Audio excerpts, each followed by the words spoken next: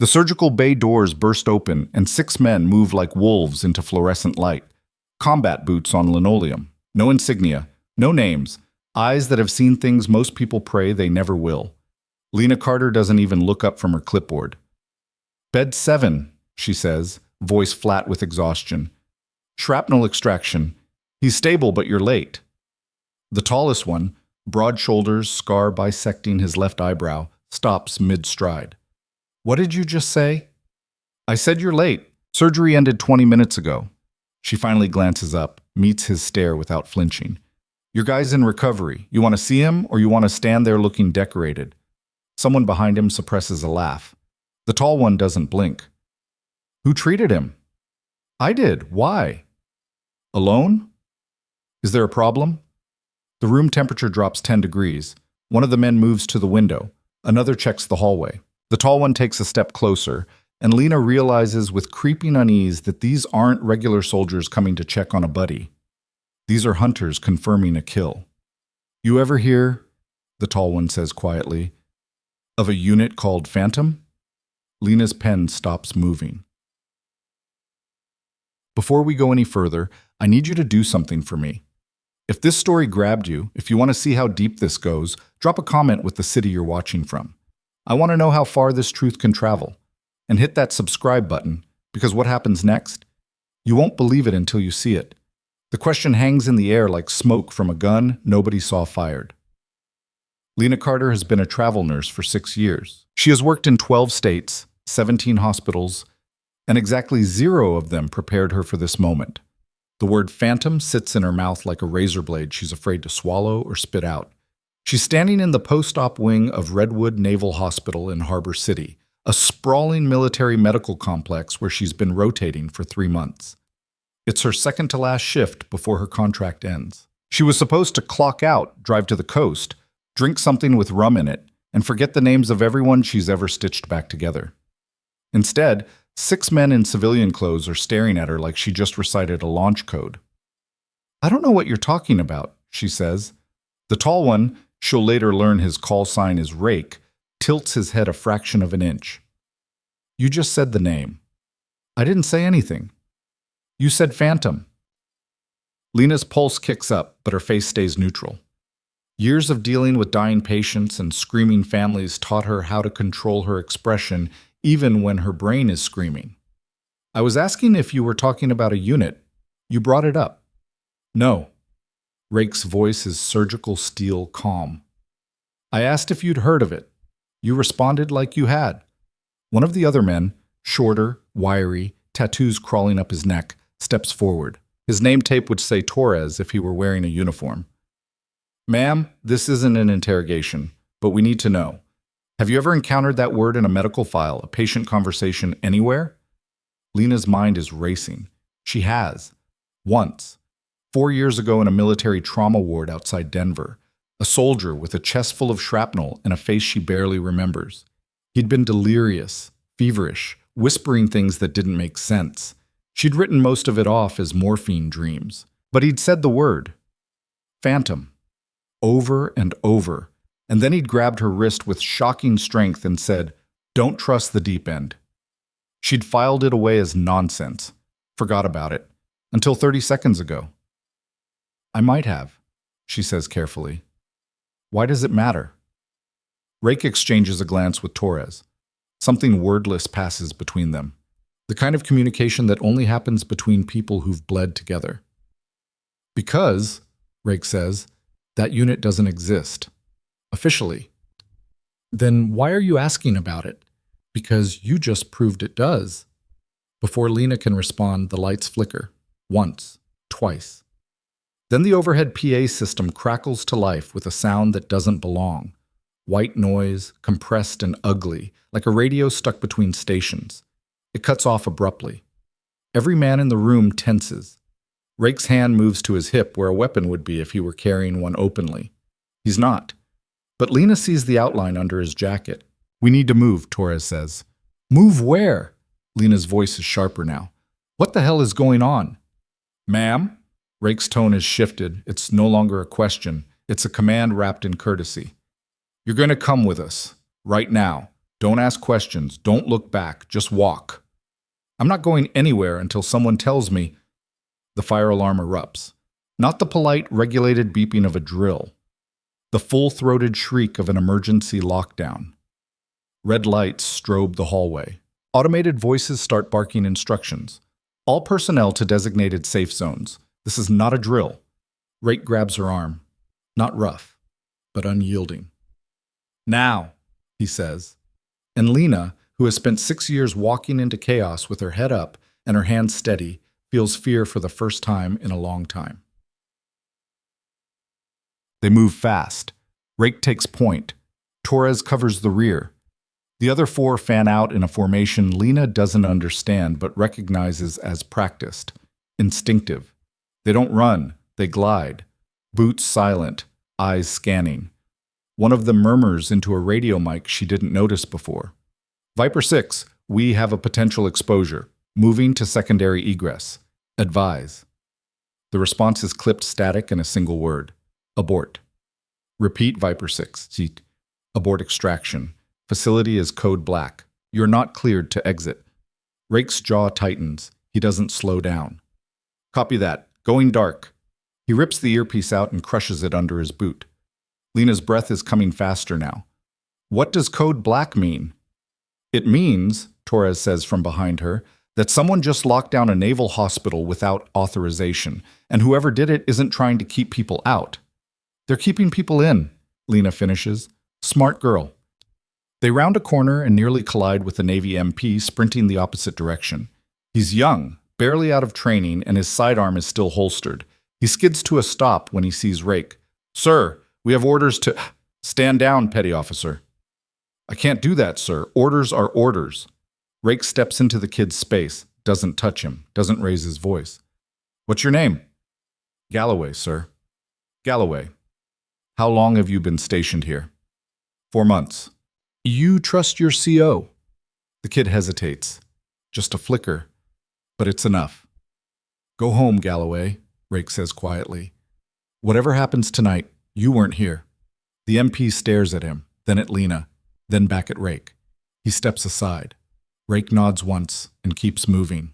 They take a service stairwell that smells like disinfectant and old cigarettes. No alarms here, just the hum of ventilation and the echo of their footsteps. Lena's legs are burning by the 3rd floor, but she doesn't slow down. She's kept pace with surgeons during mass casualty events. She's not about to fall behind now. Where are we going? She asks. Roof, Rake says. Extraction point. I thought extraction was aborted. It was. We're improvising. They hit the roof access door and Rake pauses, hand on the push bar. He looks back at Torres. Clear? Torres nods. Rake shoves the door open and the night air hits them like a slap. Cold. Salty. The distant sound of waves crashing against the seawall below. Harbor City spreads out in a grid of lights and shadows. Redwood Naval Hospital sits on a bluff overlooking the ocean, isolated and defensible. A fortress dressed as a clinic, and right now, it's a cage. There. One of the other men, call sign Havoc, Lena will learn later, points to the far edge of the roof. A maintenance ladder bolted to the exterior wall. It leads down 4 stories to a service road. You've got to be kidding me, Lena mutters. You afraid of heights? Torres asks. I'm afraid of dying because some spec ops rejects decided I'm a liability. Torres grins. She's got teeth. Move, Rake orders. They cross the roof in a low crouch. The wind is picking up, pulling at Lena's scrubs. Her hair whips across her face. Halfway across, she hears it. A helicopter. Not the steady thump of a medevac bird. This one's different, faster, aggressive. The rotors have a sharp, cutting rhythm. Contact, someone says. Rake doesn't stop moving. How long? 30 seconds. They reach the ladder. Havoc goes first, moving down with the speed of someone who's done this 100 times. Torres gestures for Lena to follow. Don't look down, don't think, just climb. Lena swings her leg over the edge and her hands find cold metal. Her knuckles are white. Her breathing shallow. She starts descending. Above her, the helicopter breaks over the roofline. Searchlight snaps on, flooding the area in harsh white light. Lena freezes. Keep moving, Torres shouts. She does. Hand over hand, boot on each rung. The wind tries to peel her off the wall, but she holds on. Below, Havoc hits the ground and immediately moves to cover. Above, Rake and the others are still on the roof, silhouetted against the searchlight. And then she hears it. Gunfire. Not the crack of rifles. The deep rhythmic thud of something heavier. A mounted gun. The helicopter is firing. Go, go, go! Rake's voice, raw and urgent. Lena's hands slip. She catches herself, keeps climbing. Her arms are shaking. Her legs feel like they're going to give out, but she doesn't stop. She hits the ground hard, stumbles, and Havoc pulls her upright. Run! They sprint for the tree line at the edge of the service road. Behind them, the helicopter spotlight sweeps across the ground like a predator's eye. The gunfire stops. The rotors shift pitch. It's landing. Lena dives into the trees just as boots hit the roof above. Voices. Orders shouted in clipped military cadence. She can't make out the words, but the tone is unmistakable. Hunters. Rake and the others drop from the ladder one by one, fast and fluid. Torres is last. He lands, rolls, and comes up running. They regroup in the shadows, breathing hard but controlled. Who the hell were they? Lena gasps. Not ours, Rake says. Then whose? That's what we're going to find out. Son. They move through the woods in silence, navigating by moonlight and muscle memory. Lena has no idea where they're going. She just follows. Her mind is spinning. Nothing about this makes sense. She's a nurse, a civilian contractor. She has no clearance, no access, no reason to be hunted by unmarked gunships. Except for one thing. Phantom. 20 minutes later, they reach a dirt road. A black SUV is parked under a canopy of trees, engine off, no plates. Rake opens the back door and gestures for Lena to get in. She doesn't move. Why me? She asks. Why am I the one you're protecting? Rake meets her eyes. For the first time, she sees something other than cold efficiency. She sees exhaustion and something that might be regret. Because, he says, 4 years ago, you treated a man who wasn't supposed to survive. And before he disappeared, he left something with you. Lena's stomach drops. I don't have anything. You do. You just don't know it yet. That's insane. Yeah. Rake's mouth twitches, not quite a smile. Welcome to our world. He pulls a phone from his jacket. Old, battered, screen cracked. He holds it out to her. This was his. We recovered it from a dead drop 6 months ago. It's locked, encrypted. We've tried everything, but there's a failsafe. One person can unlock it. Lena stares at the phone. And you think that's me? He told us it was before he died. The world tilts. Lena feels like she's standing at the edge of a cliff she didn't know was there. What's on it? She whispers. Rake's expression hardens. Proof. That Phantom isn't just a ghost story, that it's real, that it's been operating for 10 years, and that the people running it are still in command. Torres steps forward. If we unlock that phone, we can end this. Expose them. Burn it all down. And if I can't unlock it, then we're all dead, Rake says simply. And so are you. Lena takes the phone. It's heavier than it should be. Like it's holding more than data. Like it's holding lives. What was his name? She asks. Officially? Private First Class David Hale. Killed in action. Buried with honors. And unofficially? Rake's eyes are flat. Cold. A man who knew too much. And paid for it. Lena's thumb hovers over the power button. She doesn't press it. Not yet. If I do this, she says, there's no going back. Is there? No, Rake says. There's not. She looks at the phone, then at the men around her.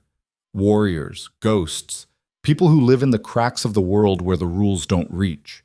And she thinks about the soldier in Denver, the one who grabbed her wrist, the one who whispered, "Don't trust the deep end."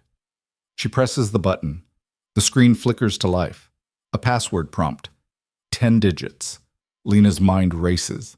She treated hundreds of patients in Denver. She doesn't remember his face, doesn't remember his voice. But she remembers one thing. He had a tattoo on his forearm, numbers. She'd assumed it was a date, a birthday, an anniversary. She types them in. The phone vibrates once. Then the screen goes black. No, Torres breathes. Lena's heart stops. She got it wrong. One chance. Gone. But then the screen lights up again. Not black, not locked. A video file. Queued, ready to play. Rake leans in. His hand is shaking. Play it, he says. Lena taps the screen. The video starts. And everything changes. The footage is shaky. Handheld. Night vision. A warehouse somewhere dark and industrial. Voices off screen, low and urgent. The camera pans across crates stacked floor to ceiling. Stenciled labels. Cyrillic script. English underneath. Fragmentation grenades. Anti-tank missiles. Plastic explosives. Jesus, someone mutters. The camera swings to a group of men. Faces visible. Uniforms. U.S. Navy. But no names. No insignia. And at the center of them, issuing orders with the calm authority of someone who's done this 1,000 times. Admiral Preston Vance. Lena doesn't know the name, but Rake does. His face goes white. That's not possible, he whispers. Who is he? Lena asks. Torres answers, voice hollow. Commander of Naval Special Warfare, 4-star, Silver Star, Presidential Briefing Access. And a traitor, Rake finishes. The video keeps playing. Vance shakes hands with a man in a leather jacket. Money changes hands. The camera zooms in on a document, a manifest. Dates, locations, destinations, Syria, Yemen, Ukraine, weapons sold to the highest bidder, ghost shipments, funded by black budget, delivered by men who don't exist. Phantom. The video cuts to another scene, a briefing room. Vance speaking to a dozen men, soldiers, operators, people Lena assumes are the unit. You are ghosts, Vance says. You do not exist. You cannot be caught. And if you are, he smiles, you will be erased. The video ends. Silence. Rake is staring at the phone like it's a live grenade. How long has this been going on? Lena asks. 10 years, Torres says quietly. Maybe longer. How many people know? Officially, no one. The unit was burned, records deleted. Everyone involved declared KIA. Except they weren't. No, they weren't. Rake straightens. His face is stone now, mission mode. We need to move. If they tracked us this far, they'll find us soon. Move where? Lena asks. Somewhere we can upload this, broadcast it, make it impossible to bury. They'll kill us the second we try. Probably. Lena looks at him. You're serious. This is the only card we have. We play it or we die holding it. Torres nods. There's a relay station 30 miles north, military comms hub. If we can get there, we can tap into the satellite uplink. Send this everywhere. Every command, every newsroom, every phone on the planet. But 30 miles through hostile territory, Havoc says, with no support, no exfil, no backup. Yeah, Rake says. Sounds about right. He looks at Lena. You don't have to come. We can drop you somewhere safe. Give you a new name. You disappear. Live your life. Lena thinks about that. A quiet life. A normal life. And she thinks about the soldier who died trusting her. She thinks about the men in that video, selling death for profit. She thinks about every patient she ever lost because the world is cruel and unfair and broken. No, she says. I'm coming. Rake studies her, then nods. All right, get in. They pile into the SUV. Rake drives. Torres rides shotgun. The others spread out in back, weapons checked, magazines loaded. Lena sits in the middle, clutching the phone like it's the only thing keeping her alive. Which, she realizes, it is. They pull onto the highway heading north. The city lights fade behind them. The ocean disappears. The road narrows. Trees press in on both sides, and behind them, 3 sets of headlights appear. Close. Fast. Gaining. We've got company, Torres says. Rake's hands tighten on the wheel. How many? 3 vehicles, no markings. Phantom? Has to be. Rake floors it. The SUV surges forward. The speedometer climbs 80, 90, 100. The headlights stay close. One of the men in back rolls down a window, leans out, fires. The crack of the rifle is deafening in the confined space. Lena flinches. The rear window of the lead chase car spiderwebs. It swerves but doesn't stop. "They're armored!" Havoc shouts. "Of course they are," Torres mutters. The road curves. Rake takes it without slowing. The SUV fishtails, tires screaming. Lena grabs the seat in front of her. Her knuckles are bone white. Behind them, one of the chase cars pulls alongside. Window down, gun barrel visible. "Brace!" Rake yells. The gunfire is a roar.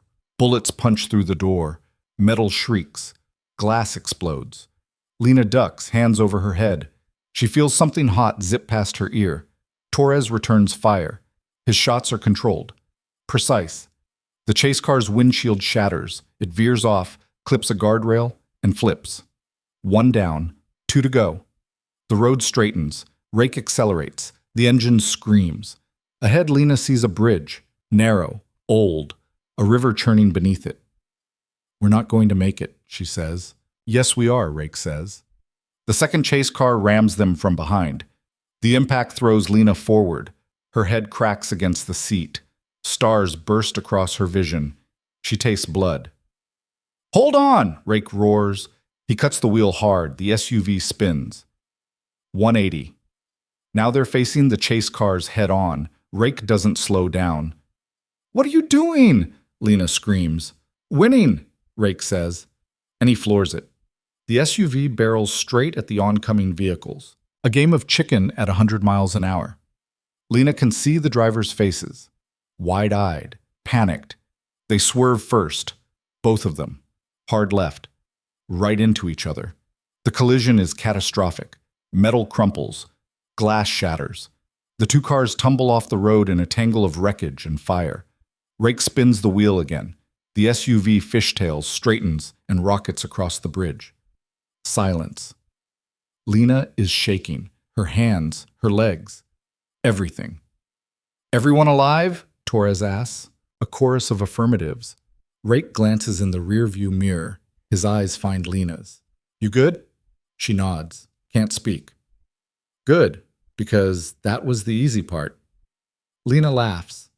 Comes out half sob. And somewhere in the distance, more headlights appear. The headlights multiply like eyes opening in the dark. 4, 6, 8. They spread across the horizon behind them, a coordinated net closing fast. Rake's knuckles are bloodless on the steering wheel. "How many assets does Vance have?" "More than us," Torres says. He's reloading, fingers moving with mechanical precision even as the SUV rattles over broken asphalt. "Way more." Lena presses herself against the seat, trying to make sense of the past hour. She woke up this morning worried about charting errors and whether she'd packed enough clothes for her next assignment. Now she's in a vehicle fleeing from people who want her dead because she unlocked a phone. Her hands are still shaking. She balls them into fists. "Where exactly is this relay station?" she asks. "Pine Ridge," Havoc says from the back. "Military installation. Decommissioned 3 years ago, but the satellite uplink still works. We used it for off-book ops." "Decommissioned means abandoned," Lena says. "Means no witnesses," Rake corrects. "And no interference. Also means no support if things go sideways." Torres glances back at her. "You always this optimistic?" "I'm a nurse. I deal in worst-case scenarios." "Good. So do we." The road climbs into hill country, winding through dense forest. The headlights behind them vanish temporarily as the terrain forces the chase into switchbacks. Rake uses the breathing room to push the SUV harder. The engine groans in protest. "We're losing oil," someone says. "How bad?" "Bad enough." Rake doesn't slow down. "We'll make it." Lena looks at the phone still clutched in her hand. The screen is dark now, but she can still see the image burned into her memory. Admiral Vance. Calm, confident, giving orders like he's planning a training exercise instead of international arms trafficking. "How does someone like that get away with it for 10 years, she asks. "By being smart," Torres says. "Vance didn't just build Phantom. He built the infrastructure to protect it. Ghost budgets, falsified records, dead men who can't testify. And anyone who got close? Disappeared. Car accidents, training mishaps, suicides." Torres's voice is flat. "All very tragic, all very convenient." Lena's stomach turns. How many people? We stopped counting at 40. The SUV crests a hill and suddenly the forest opens up. Below them, a valley spreads out in darkness. No lights, no towns, just miles of nothing. And in the distance, barely visible against the tree line, a cluster of buildings, concrete bunkers, chain link fencing sagging with rust, a tower with a satellite dish pointed at the sky. Pine Ridge. There, Rake says.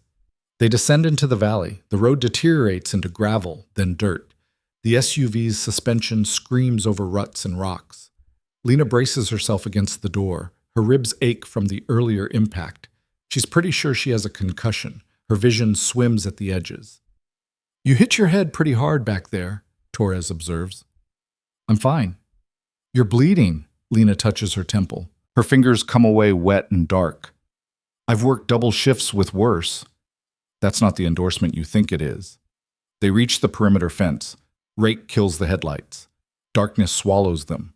For a moment, there's only the tick of the cooling engine and the wind moving through the trees. Everyone out, Rake orders. Weapons check. We go in quiet. They pile out into the cold. Lena's legs nearly buckle when she stands. Adrenaline is wearing off, leaving exhaustion in its wake. She watches the men move with practiced efficiency. Magazines checked, safeties off, hand signals exchanged. She's the only one not armed. Torres notices her staring. He pulls a compact pistol from an ankle holster and holds it out. You know how to use this? I'm a nurse, not a soldier. That's not what I asked. Lena takes the gun. It's heavier than she expected. Colder. My dad took me shooting a few times, long time ago.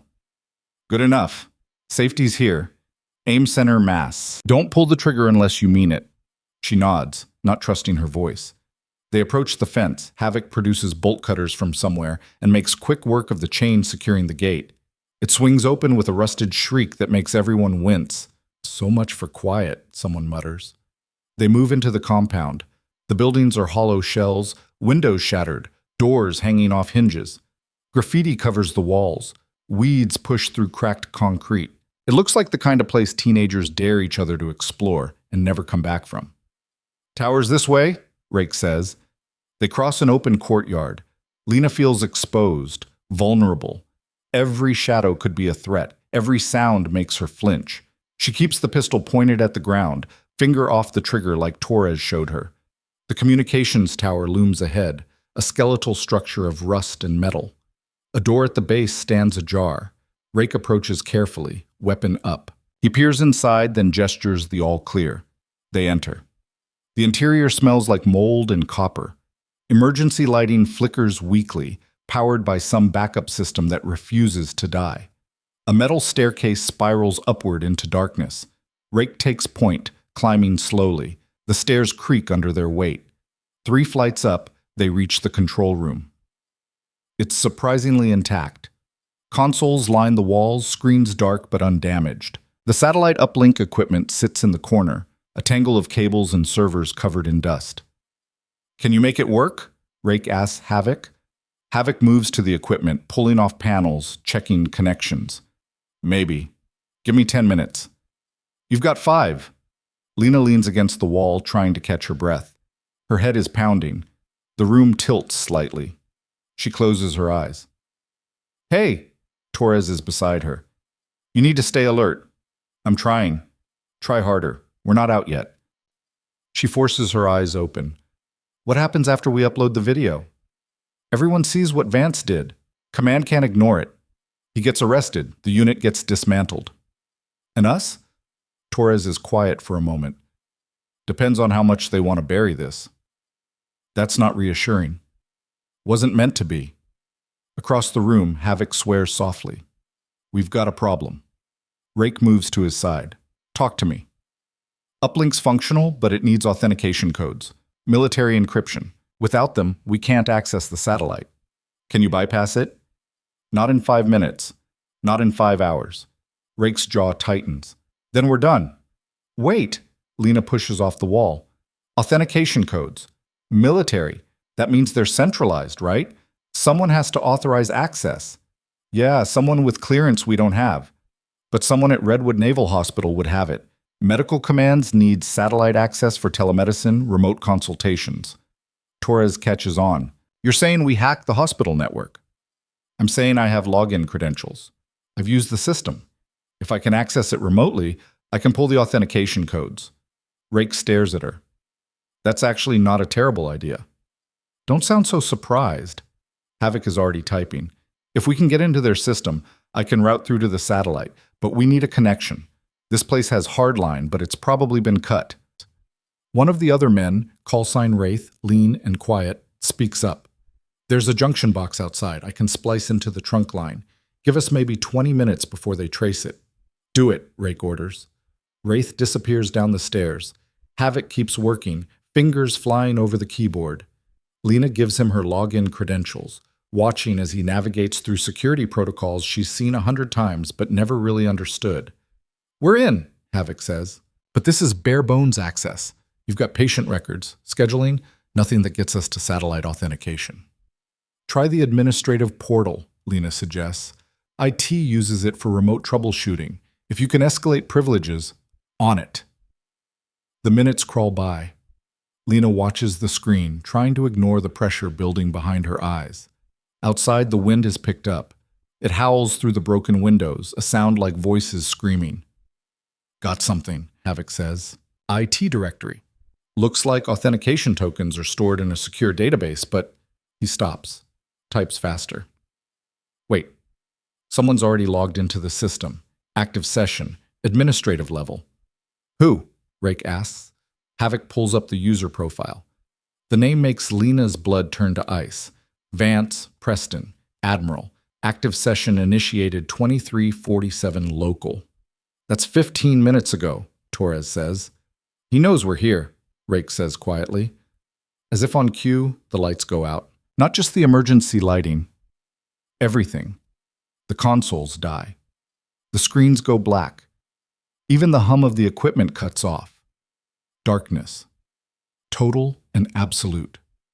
Nobody move, Rake orders.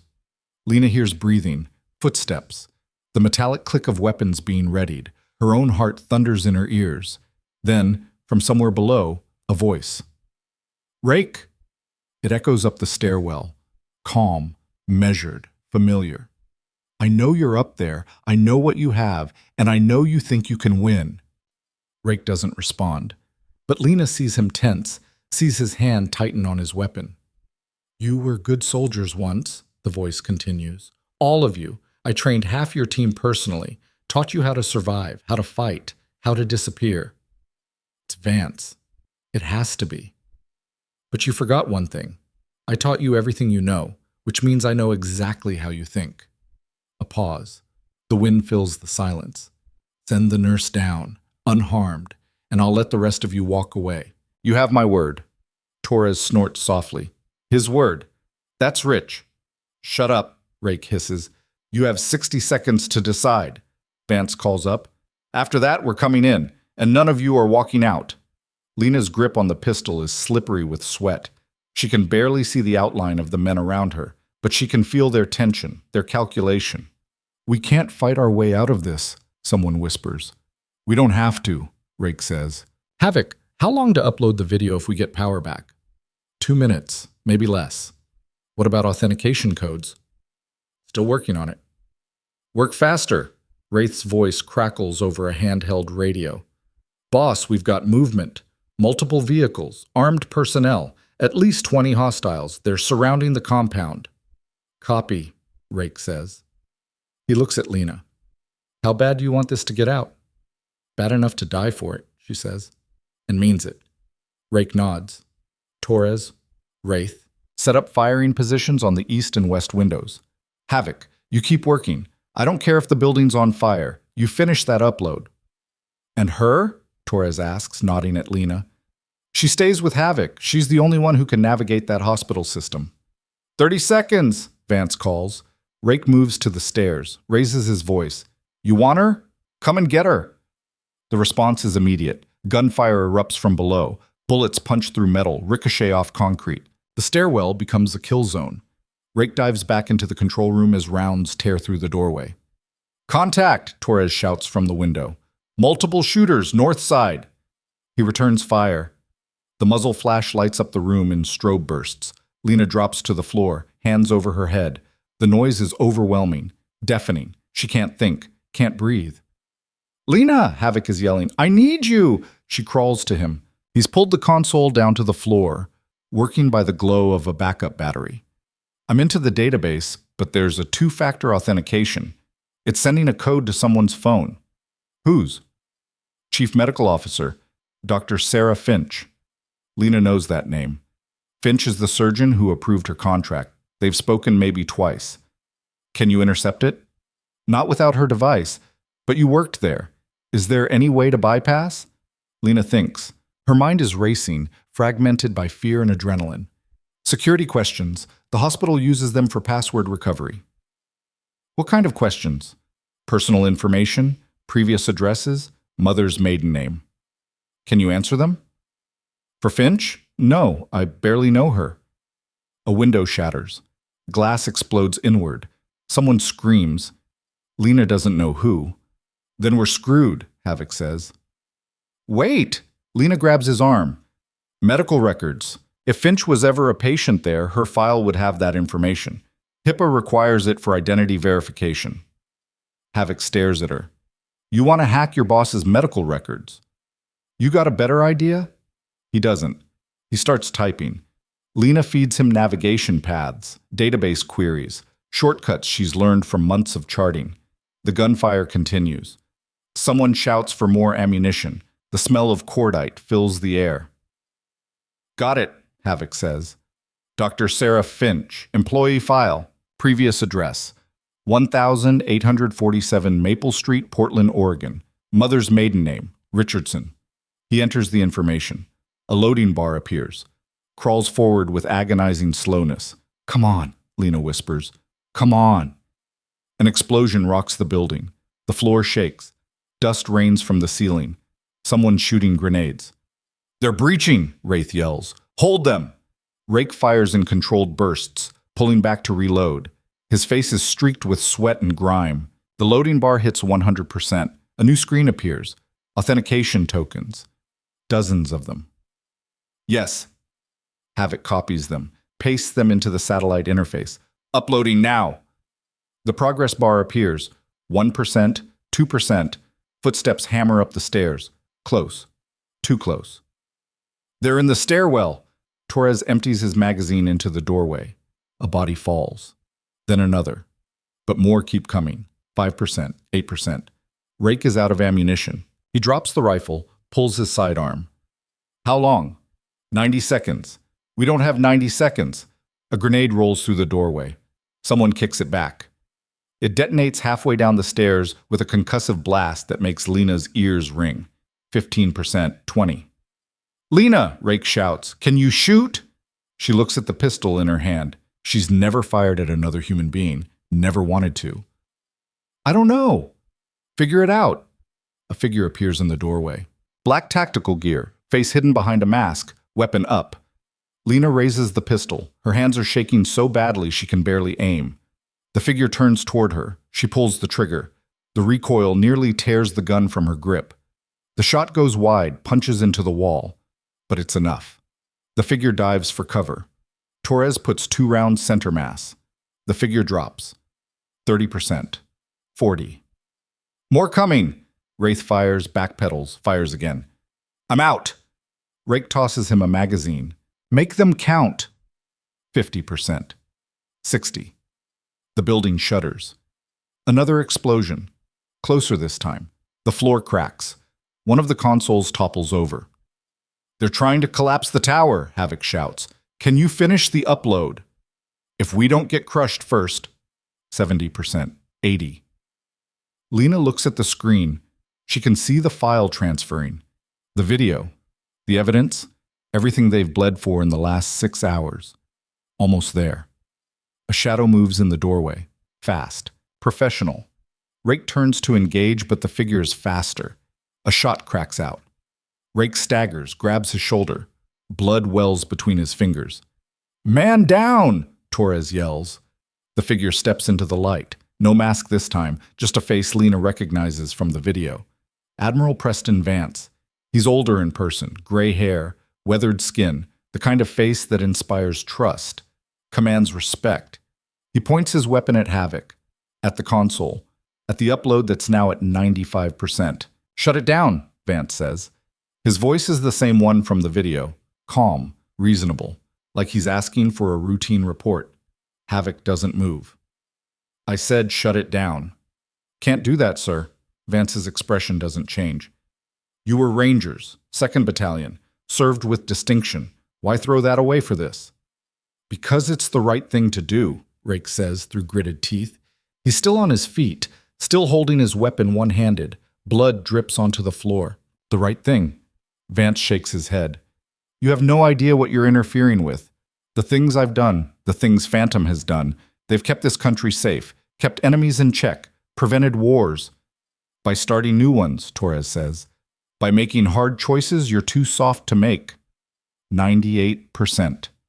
Vance's gun doesn't waver. "Last chance. Shut it down or I shoot." 99%. Havoc meets Vance's eyes. "Then shoot!" Vance pulls the trigger. The round hits Havoc in the chest. He goes down hard. The console sparks. The screen flickers. Lena screams. Doesn't remember moving. But suddenly she's between Vance and the console, the pistol in her hand pointed at the man who just shot Havoc. 100%. Upload complete. The screen flashes green, then goes dark. Vance stares at it. At her. At the reality that he's just lost. "You have no idea what you've done," he says quietly. "Yeah," Lena says, "I do." Outside, sirens wail. Helicopters approach. But these are different. Official. The real military, not Vance's ghost soldiers. Someone breached the building's network. Someone saw the upload go live. And someone with more stars than Vance just authorized a response. Vance's weapon is still pointed at Lena. His finger rests on the trigger. For a moment, she thinks he's going to fire anyway. Go down shooting. But then his shoulders sag, just slightly. The gun lowers. "It won't change anything," he says. "You'll see. The system protects itself." "Maybe," Rake says from where he's leaning against the wall. "But now everyone knows, and you can't kill everyone." Boots thunder up the stairs. Real soldiers this time. Uniforms with names and ranks. They pour into the room, weapons drawn, shouting orders. Vance doesn't resist. He lets them disarm him, lets them cuff him. As they lead him away, he looks back at Lena one last time. "You were just a nurse," he says. "You were nobody." Lena meets his eyes. "Yeah, I was." Then he's gone. The room empties. Medics arrive. Someone's working on Havoc. He's alive. Barely. The round hit his vest, but he's got broken ribs and a collapsed lung. They stabilize him, start an IV, prepare to move him. Lena collapses against the wall. The pistol falls from her hand. She's shaking, can't stop. Torres sits down beside her. His face is gray with exhaustion. "You did good," he says. She laughs. It sounds broken. "I almost got everyone killed." "Yeah, but you didn't." Rake is being treated by a medic. The shoulder wound is through and through, painful but not fatal. He catches Lena's eye across the room, nods once. She nods back. Outside, the sun is starting to rise. Gray light filters through the broken windows. Lena can see the valley below, the forest, the distant mountains. It's beautiful. Her phone buzzes. The hospital phone, the one Havoc used to hack the network. She picks it up. The screen shows a notification. Thousands of them. The video is everywhere. News sites, social media, military networks. It's spreading faster than anyone can contain it. Comments are already rolling in. Outrage, demands for investigation, calls for accountability. The world is watching. A hand touches her shoulder. One of the soldiers, young, serious. "Ma'am, we need you to come with us. Debriefing." Lena stands. Her legs are steady now. The shaking has stopped. "Am I under arrest?" "No, ma'am. You're a witness." She follows him down the stairs. Past the bodies. Past the destruction. Out into the cold morning air. A convoy of military vehicles fills the compound. Soldiers everywhere, investigators, officers with clipboards and grim expressions. And standing near a command vehicle, talking on a satellite phone, is a woman in navy dress blues. 3 stars on her collar. She sees Lena and ends the call. "Miss Carter," she says, "Vice Admiral Rebecca Stone, I need you to tell me everything that happened tonight." Lena takes a breath. It's going to take a while. "We have time." But before Lena can start, another vehicle pulls up. Black, unmarked, no military designation. Two men get out, suits, sunglasses, the kind of people who don't give names. They walk straight to Admiral Stone, show her credentials, say something Lena can't hear. Stone's expression hardens. "Absolutely not. Ma'am, this is a matter of national security. This is a matter of military justice. Which is why we're taking jurisdiction, effective immediately." Stone looks like she wants to argue, but something in the credentials makes her step back. The suited men turn to Lena. "Ms. Carter, you need to come with us." Torres steps between them. She's not going anywhere. This isn't a request. And this isn't a negotiation. She stays. The suited man's expression doesn't change.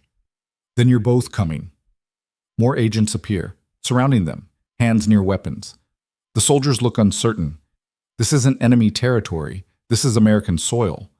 But the lines are blurring. Rake pushes through, one arm in a sling. "Under what authority?" The suited man produces a document. Official seal, presidential signature. National Security Directive 147. In matters concerning classified operations and foreign intelligence, civilian oversight is suspended pending executive review. "That's illegal," Stone protests. "That's classified." The agents move in. Lena feels hands on her arms, not rough, but firm, unyielding. "Wait," she says. "The video's already out. Everyone's seen it. You can't bury this." The suited man looks at her, and for the first time she sees something in his expression. Not hostility, pity. "Ms. Carter," he says quietly. "The video is out, but evidence can be challenged, witnesses can be discredited, and the truth," he pauses, "the truth is whatever we say it is." They lead her toward the vehicle. Rake tries to follow, but soldiers hold him back. Torres is shouting something. Admiral Stone is on her phone, demanding answers from someone who probably won't give them. Lena looks back at the tower, at the building where they fought, where they bled, where they won, and she realizes with sinking certainty that the fight isn't over. It's just beginning. The vehicle door closes. The engine starts. They drive away from Pine Ridge, away from the soldiers, away from the only people who know what really happened. Lena sits between two silent agents. The phone is gone. Taken. Everything that could prove her story is now in their hands. She thinks about Vance, about what he said. The system protects itself. The vehicle merges onto a highway, heading east, towards cities and bases and places where questions are swallowed by bureaucracy. One of the agents hands her a bottle of water. "Drink. It's a long drive." "Where are we going?" "Somewhere you can answer questions without distractions." "I already gave my statement." "To military personnel, we need more detail." Lena doesn't believe him. She can see it in his eyes. This isn't about detail. This is about control. The sun climbs higher, the road stretches out, and somewhere behind them, the truth they fought for is being measured against the machinery designed to crush it. But Lena remembers the notification count, the thousands of shares, the millions of views. The video is out there, in the wild, beyond recall. And maybe, just maybe, that's enough. Or maybe the suited man is right. Maybe the truth is just the loudest lie. The vehicle takes an exit, not toward any base Lena knows, not toward any city on the maps she's memorized, toward somewhere off the record. She closes her eyes, tries to breathe, tries not to think about what happens to witnesses who become inconvenient. The phone they took from her buzzes in the agent's pocket. Once, twice, a dozen times. Notifications still pouring in. The world is watching. But right now in this vehicle, heading into the unknown, Lena has never felt more invisible. The agent's phone stops buzzing. The silence is worse than the noise. Lena opens her eyes and watches the landscape blur past. Scrub grass, abandoned farmhouses, a billboard so faded she can't read what it once advertised. They've been driving for 2 hours and haven't passed another vehicle in 40 minutes. "Where are we?" she asks again. The agent beside her doesn't answer, The one driving adjusts his rearview mirror. His eyes flick to her, then away. Her wrists aren't bound, but she can feel the weight of her situation like handcuffs anyway. They took everything. Phone, ID, even the hospital badge still clipped to her scrubs. She's a ghost now. Exactly what Vance's unit was supposed to be. The vehicle slows. Ahead, a gate materializes out of nothing, chain link topped with razor wire, flanked by concrete barriers.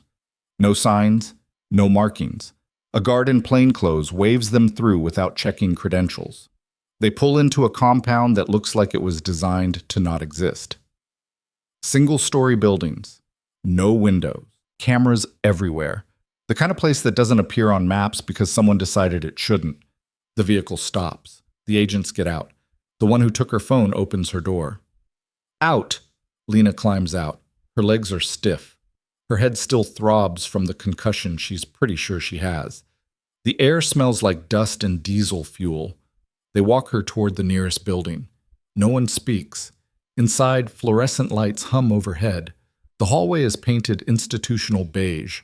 Doors on both sides, all closed, all numbered, no names. They stop at door 17. The lead agent swipes a key card.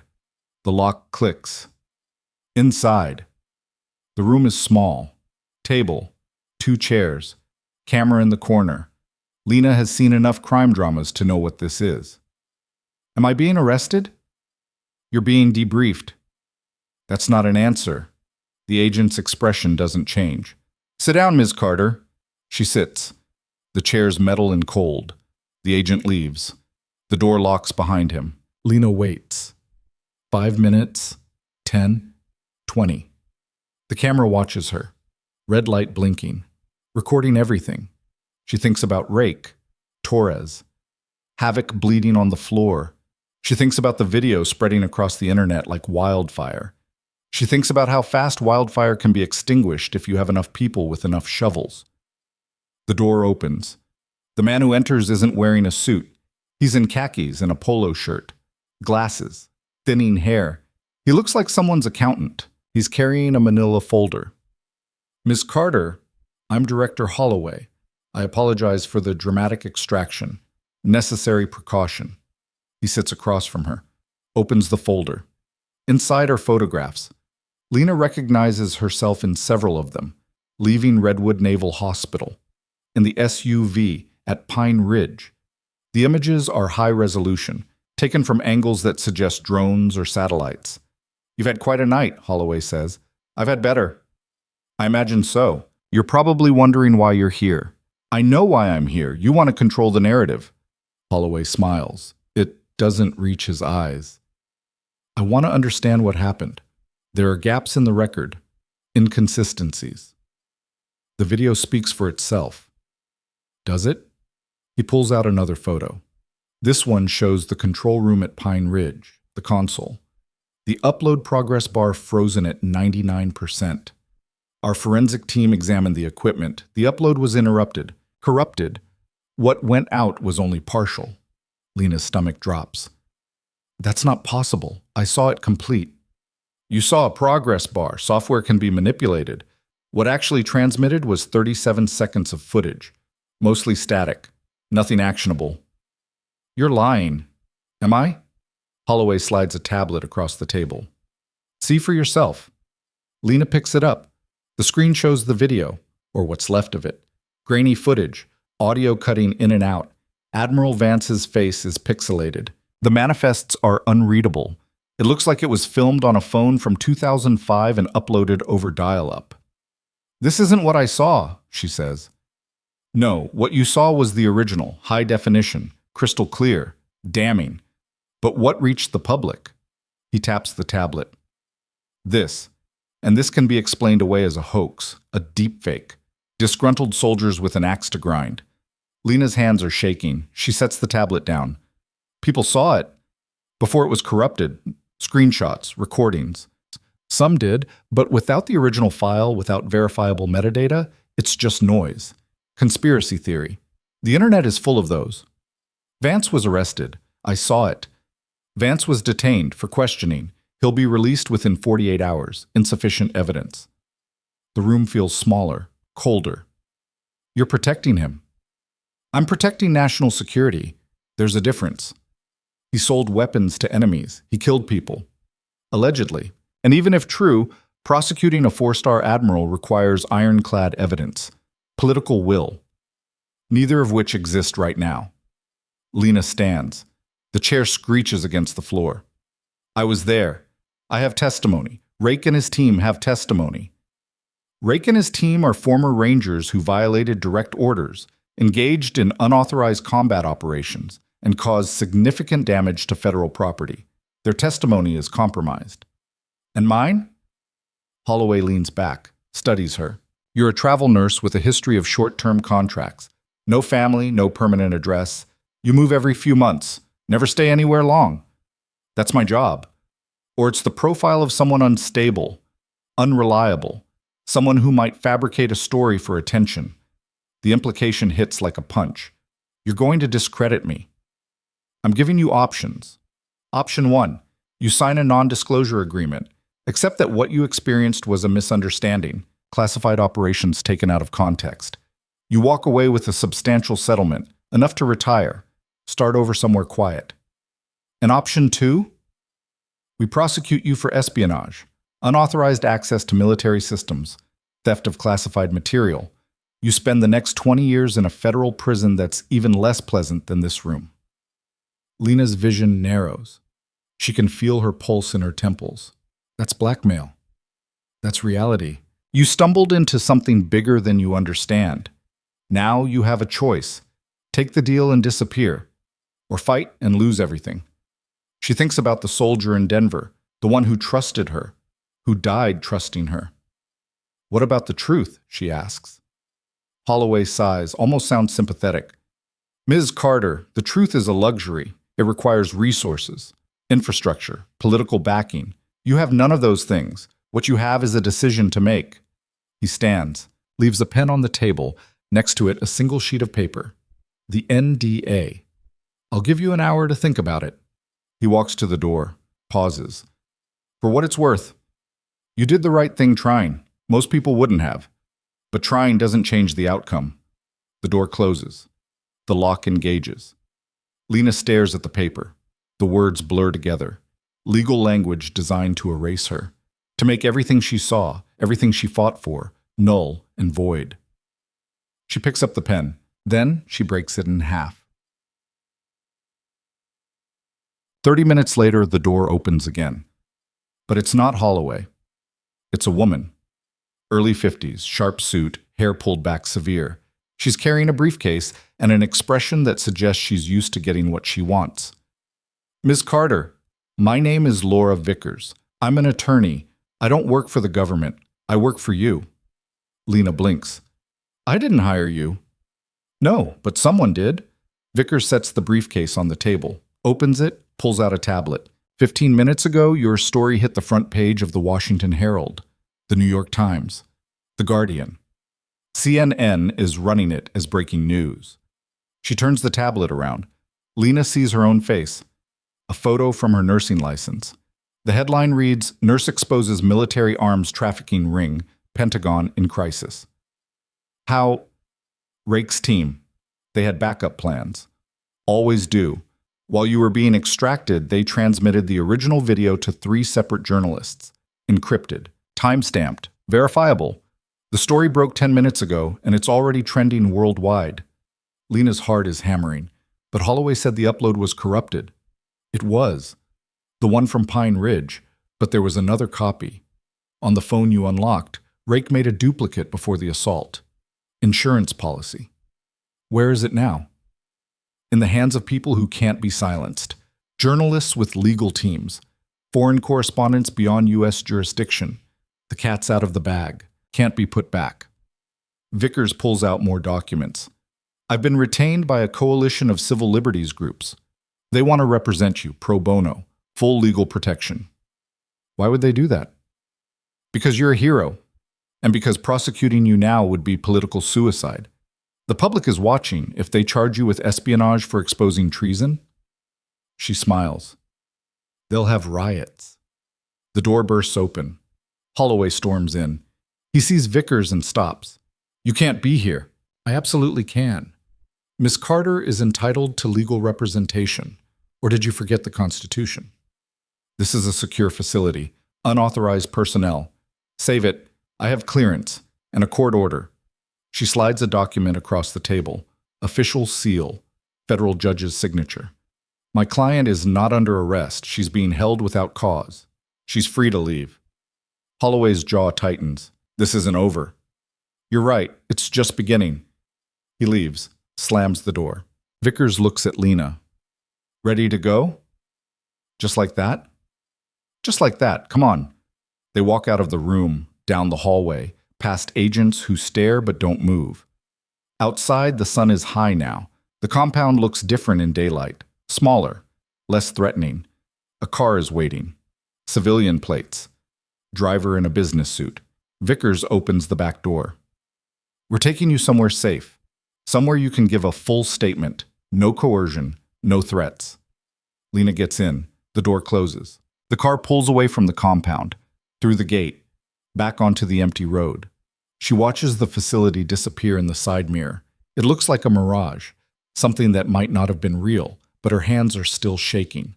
That was real enough. Where are we going? She asks. Washington. There's a congressional hearing being convened, emergency session. They want you to testify. About what? Everything. Phantom, Vance, the cover-up. You're the key witness. Lena's head is spinning. I'm not a soldier. I don't know how any of this works. You don't need to. You just need to tell the truth. Let them worry about the rest. The car merges onto a highway. Traffic appears.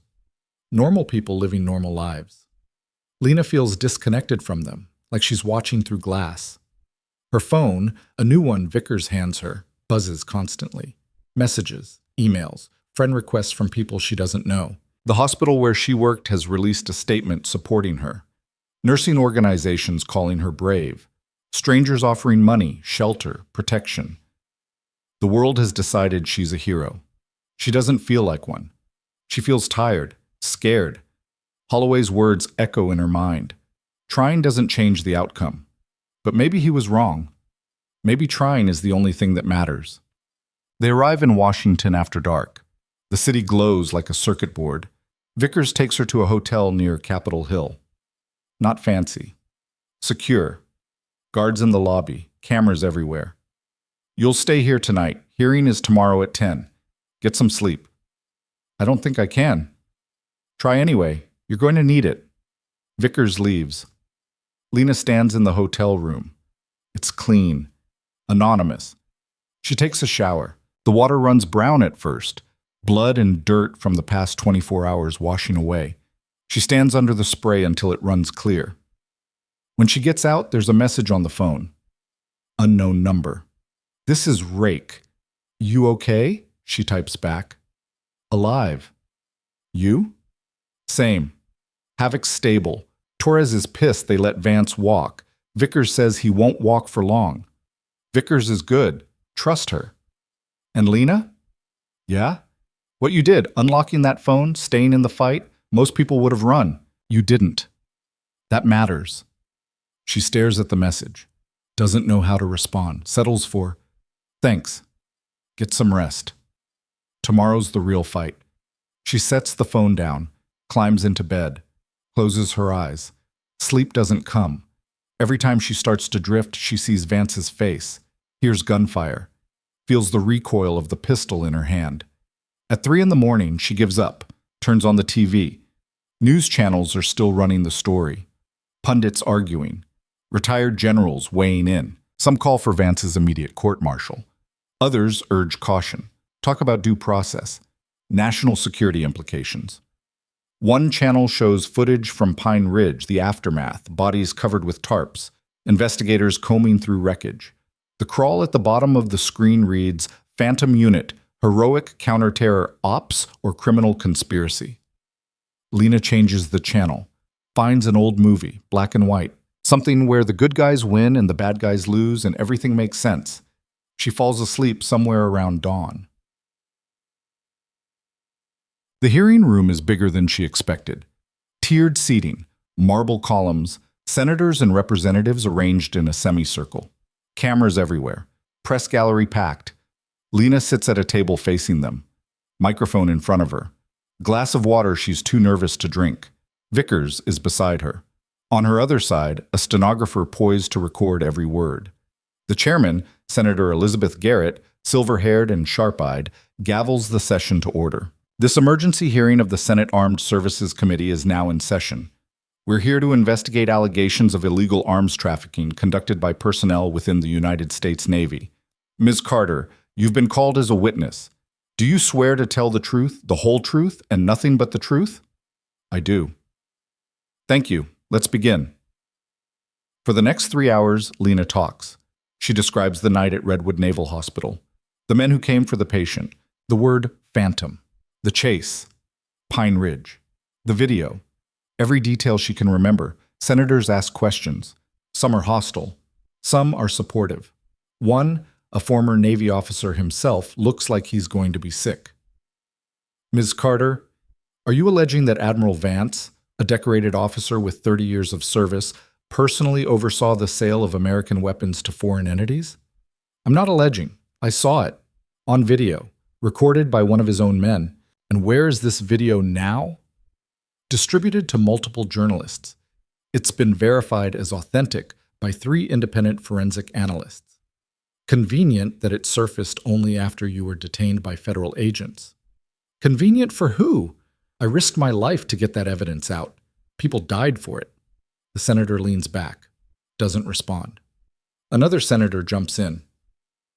What was your relationship with the soldiers who aided you? Rake and his team. I didn't know them before that night, but they protected you, risked their lives for you. Why? Because I could unlock the phone, because I was the only person who could. Or because you were working together, a coordinated effort to undermine military leadership. Lena's patience snaps. I was a nurse doing my job. I got pulled into this because I happened to treat a dying man 4 years ago. I didn't ask for any of this. But when I saw what Vance was doing, what he'd been doing for years, I wasn't going to look away. The room goes quiet. Senator Garrett speaks. Ms. Carter, setting aside the procedural questions, setting aside the politics, do you believe Admiral Vance committed treason? Lena meets her eyes. Yes, I do. And you believe he should be prosecuted? I believe he should be held accountable, same as anyone else. Garrett nods slowly. Thank you. We'll take a brief recess. The committee files out. Lena slumps in her chair. Vickers squeezes her shoulder. You're doing great. Doesn't feel like it. Half of them already made up their minds before you walked in. The other half? You're reaching them. During the break, Lena steps into the hallway. Needs air, needs space. A crowd has gathered outside, protesters, supporters, journalists shouting questions. She leans against the wall, closes her eyes. Miss Carter. She opens them. A man is standing a few feet away, older, weathered face. He's wearing a Vietnam veteran cap. I just wanted to say thank you for what you did. My son served. He died in a training accident 5 years ago. They told me it was an equipment malfunction. His voice cracks. But I always wondered if it was something else. Something they didn't want to admit. Lena doesn't know what to say. I'm sorry. Don't be sorry, be proud. You did what most people can't. You stood up. He walks away before she can respond. Vickers appears. They're reconvening. Back in the hearing room, the atmosphere has shifted. Senator Garrett looks grim. Ms. Carter. During the recess, we received new information, a sworn affidavit from Admiral Vance. He claims the video you reference was taken out of context, that Phantom was a sanctioned Black Ops unit conducting counterterrorism operations. The weapons transactions were controlled deliveries designed to track terrorist networks. That's a lie. He has documentation, authorization memos, budget allocations, all classified but all official. Lena feels the floor dropping out. He's had 10 years to build a paper trail. Of course he has documentation. Without proof to the contrary, his account carries significant weight. The proof is the video, the manifests, the destinations, which he claims were part of the operation, fake shipments to bait targets. Lena looks at Vickers. The attorney's face is tight. They're going to bury this, Lena says quietly. Garrett hesitates. I want the truth, Ms. Carter, I do. But without corroboration. The door at the back of the room opens. Everyone turns. A man walks in. Navy uniform, 3 stars. Lena recognizes her from Pine Ridge, Vice Admiral Rebecca Stone. She walks to the front, stands beside Lena's table. Senator Garrett, members of the committee, I have information relevant to this hearing. Garrett leans forward. Admiral Stone, this is highly irregular. Yes, ma'am, but necessary. Stone pulls a thumb drive from her pocket. This contains communications between Admiral Vance and myself over the past 18 months. He approached me last year, asked me to authorize fund transfers for what he called off-book operations. I refused. He became insistent, threatening. She places the thumb drive on the table. I documented everything, every email, every call. I was building a case, but I needed more evidence. When Ms. Carter's video surfaced, it confirmed what I already suspected. The room erupts. Senators talking over each other, journalists scrambling. Garrett gavels for order. Admiral Stone, are you saying you have proof Admiral Vance was operating without authorization? Yes, ma'am. Proof he was falsifying records, diverting funds, and when I threatened to report him, she pauses. He told me I'd end up like the others who asked too many questions. Did he threaten your life? He implied accidents happen. Garrett's face hardens. This committee will review your evidence immediately. In the meantime, she looks at her colleagues, sees nods of agreement. I'm recommending the immediate suspension of Admiral Vance pending a full criminal investigation. The room explodes again. This time, Garrett doesn't bother calling for order. She just sits back, looking exhausted and furious. Stone turns to Lena. I'm sorry I didn't come forward sooner. I thought I needed to be sure. Turned out you were braver than me. I wasn't brave, I was terrified. Brave people usually are. The hearing adjourns. Lena is swarmed by reporters as she leaves. Vickers runs interference. They make it to a waiting car. Inside, Lena finally lets herself breathe. Is it over? She asks. The hearing? Yes. The investigation? Just starting. Vance will be indicted. Maybe others.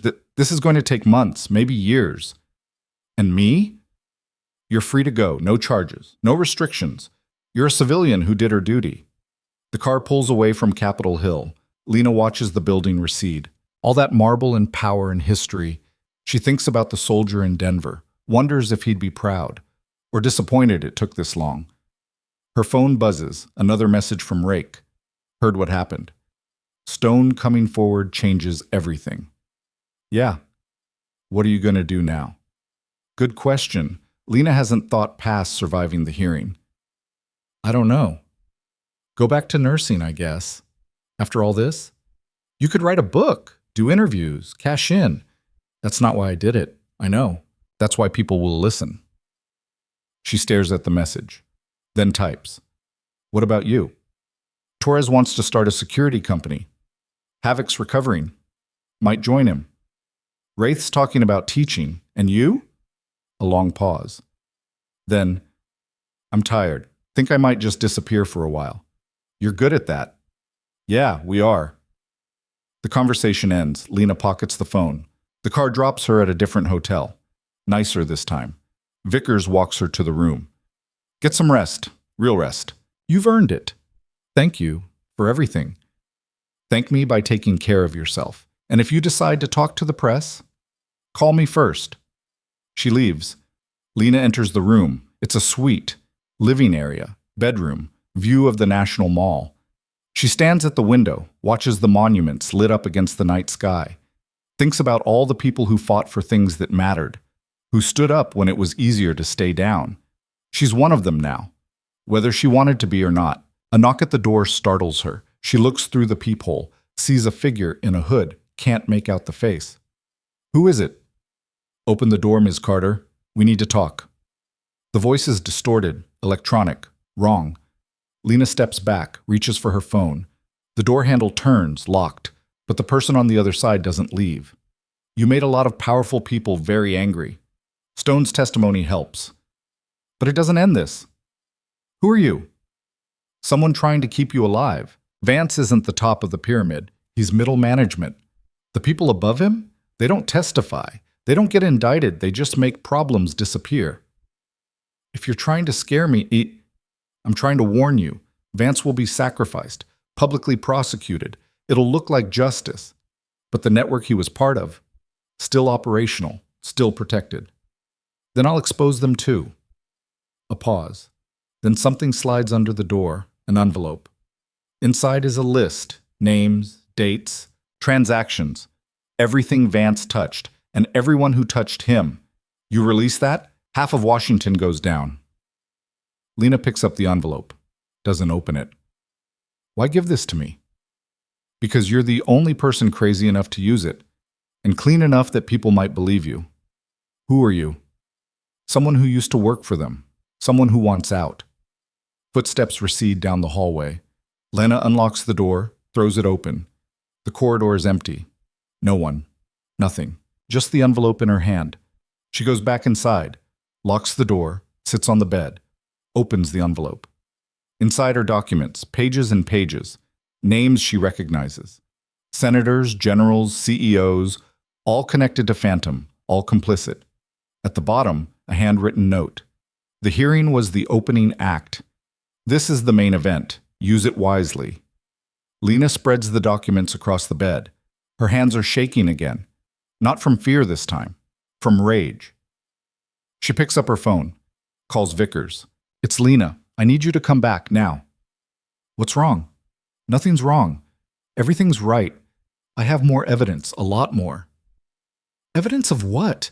Lena looks at the names, the dates, the web of corruption laid out in black and white. Everything, she says. I have everything.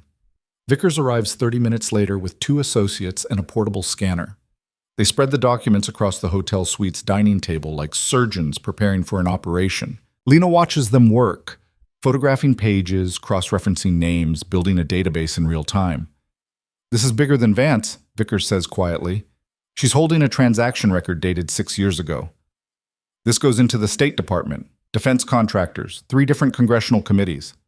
How is that possible? Lena asks. Because Phantom wasn't just selling weapons. They were a slush fund. Black budget money gets funneled into the unit, then redistributed to people who needed cash that couldn't be traced. Campaign contributions, lobbying, hush money. One of the associates looks up from his laptop. I'm seeing payments to a Senator Marcus Webb, Armed Services Committee. He's been blocking military oversight legislation for years. Webb's committee oversees the Pentagon budget, Vickers says. If he's compromised, that explains how Vance operated with impunity. Lena's stomach turns. How many people are on that list? 43 names. Not all of them knew what they were taking money from. Some probably thought it was legitimate campaign donations. But at least a dozen? Vickers taps the papers. They knew. They had to. What do we do with it? Vickers looks at her. That's your decision. We can take this to the Justice Department. Let them investigate. Could take years or what? We release it. All of it. Every name. Let the public decide. That's a nuclear option, the associate says. You're talking about destroying careers, reputations. Some of these people might be innocent. And some of them helped Vance kill 40 people to keep his operation quiet, Lena says. I'm not protecting anyone anymore.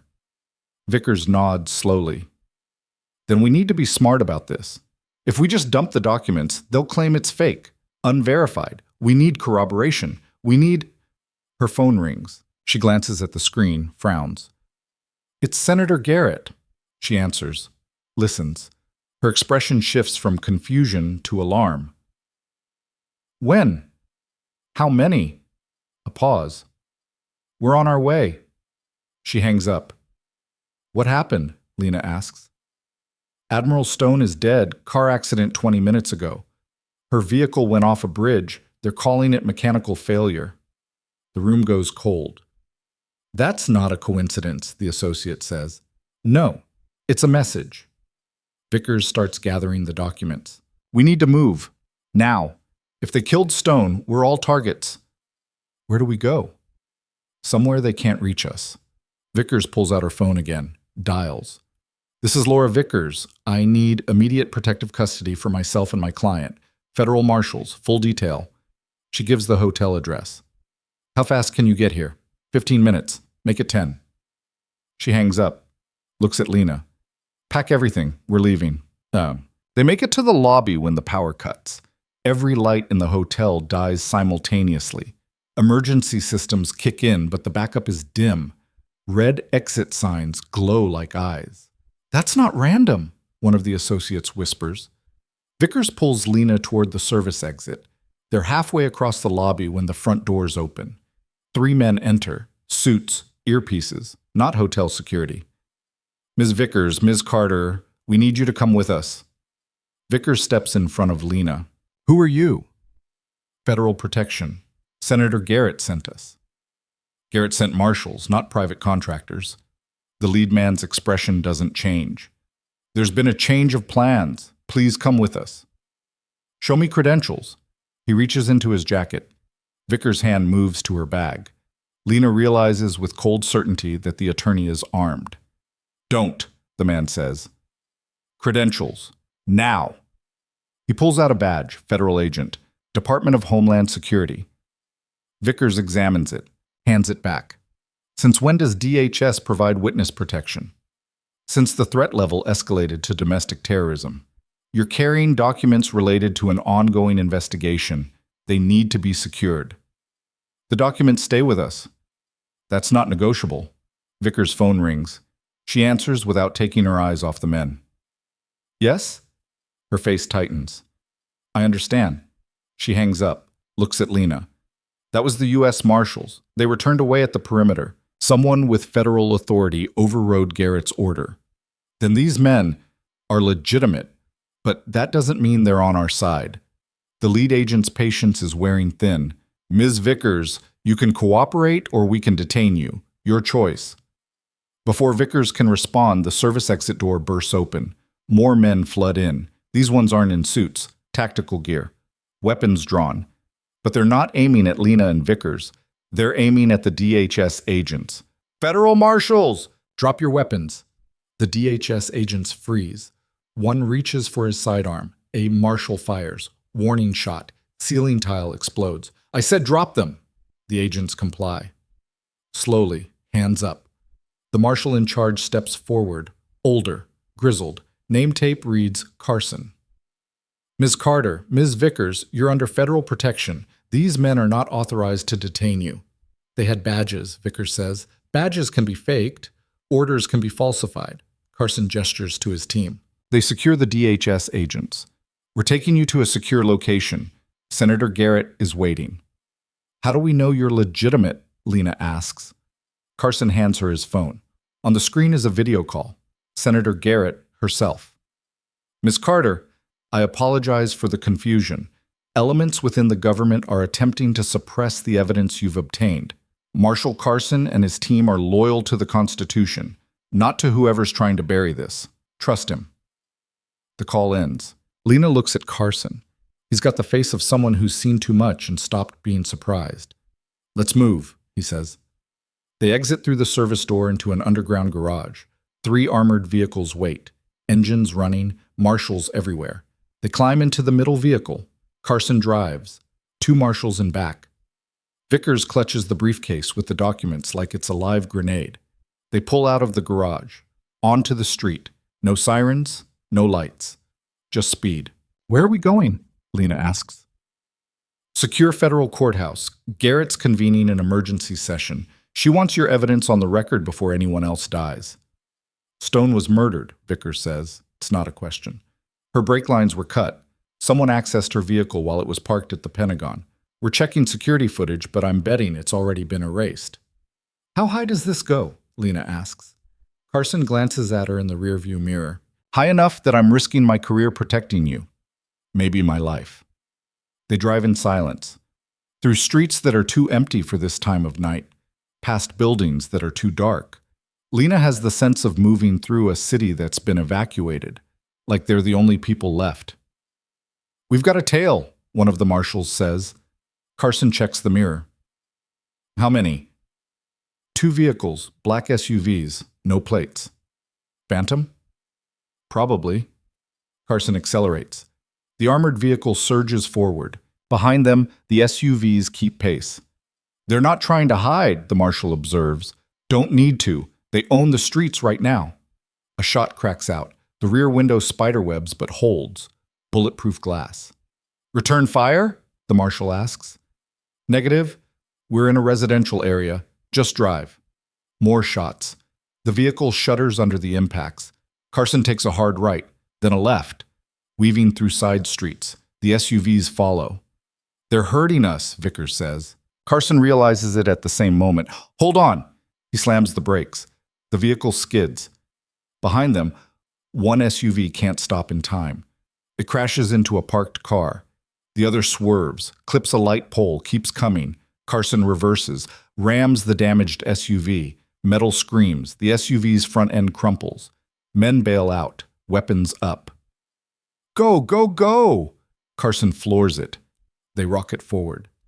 The remaining SUV accelerates to intercept. It's faster, closing the distance. A helicopter appears overhead. Spotlight floods the street, but it's not shooting, it's broadcasting. A loudspeaker crackles to life. Federal vehicle, you are in violation of emergency curfew.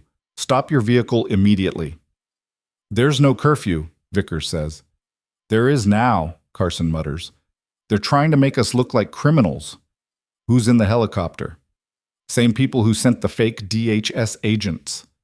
The SUV pulls alongside. A window rolls down. Lena sees a rifle barrel. Brace, Carson shouts. He cuts the wheel. Sideswipes the SUV. The rifle shot goes wild. Carson accelerates again. The courthouse is visible ahead. Lights, guards, safety. The SUV rams them from behind. The armored vehicle fishtails. Carson fights for control, regains it, pushes harder. They're 50 yards from the courthouse when a third vehicle appears. It pulls across the intersection, blocking them. Carson doesn't slow down. What are you doing? Lena yells. Winning. He aims for the thinnest part of the blockade. The armored vehicle hits at 40 miles per hour. The blockading vehicle is lighter. It spins away. They crash through.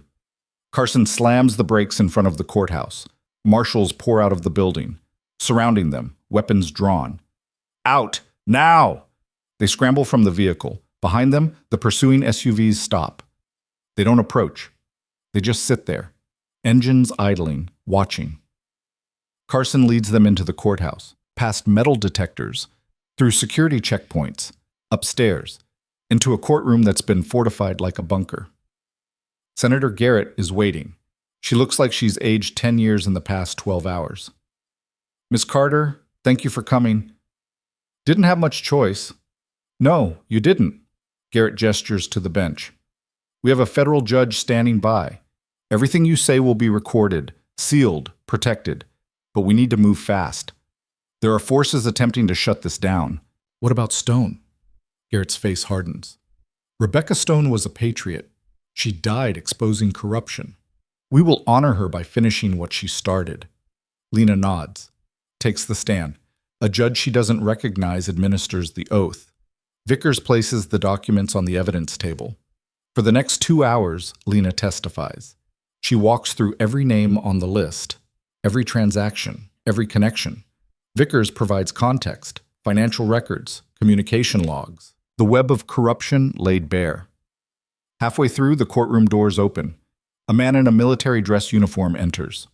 4 stars. Lena doesn't recognize him, but everyone else does. They stand. General Richard Moss, chairman of the Joint Chiefs of Staff. Senator Garrett, he says. His voice carries weight, authority. I need to speak with Ms. Carter. General, this is a closed hearing.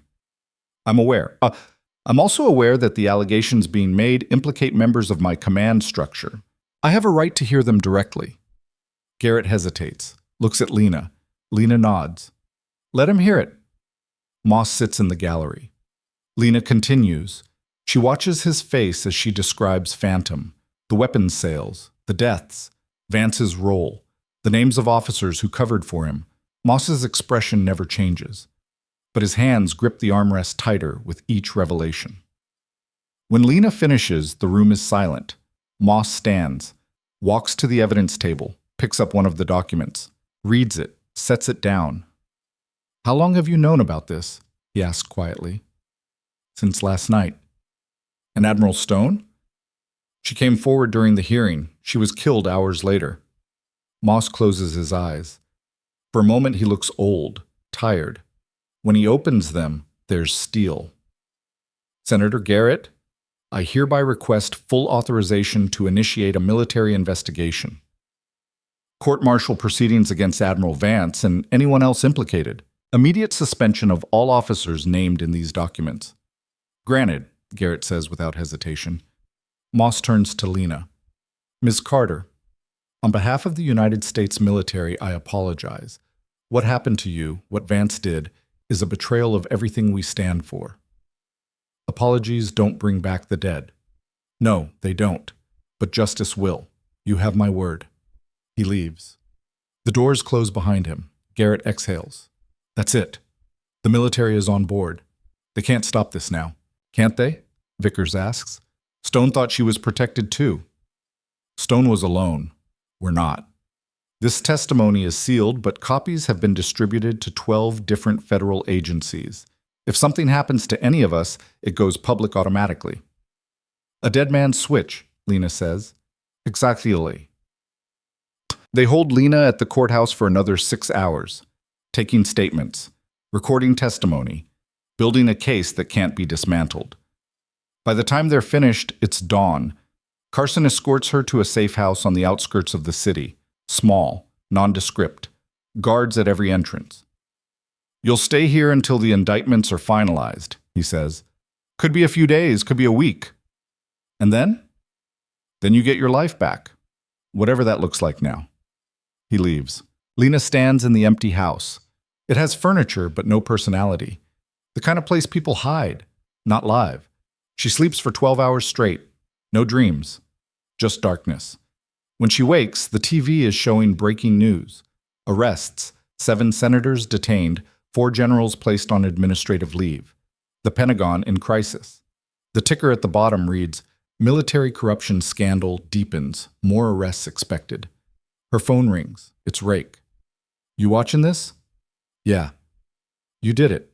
They're actually going down. Stone did it. She's the one who broke it open. She provided proof. You provided the courage. Don't sell yourself short. Lena doesn't feel courageous. She feels hollowed out. What happens now? Trials, convictions, maybe some prison time for the worst ones. The rest will resign quietly. Take lobbying jobs. Pretend none of this happened. That's not justice. No. But it's something, more than we usually get. They talk for a few more minutes. Rake tells her Havoc is out of the hospital. Torres is already fielding job offers. Wraith disappeared, in a good way. They're moving on. What about you? Rake asks. I don't know yet. You could come work with us, security consulting, use what you learned. I'm a nurse. You're a lot more than that now. Lena doesn't know how to respond. She's not sure what she is anymore. They say goodbye. Lena hangs up, stares at the TV, watches powerful people being led away in handcuffs. It should feel satisfying. It just feels sad. 3 days later, the grand jury returns indictments. Admiral Vance, Senator Webb, 6 other high-ranking officials. The charges include treason, conspiracy, weapons trafficking, and murder. Vance's arraignment is televised. He stands before the judge in civilian clothes. No uniform, no medals. Just an old man facing the consequences of his choices. How do you plead?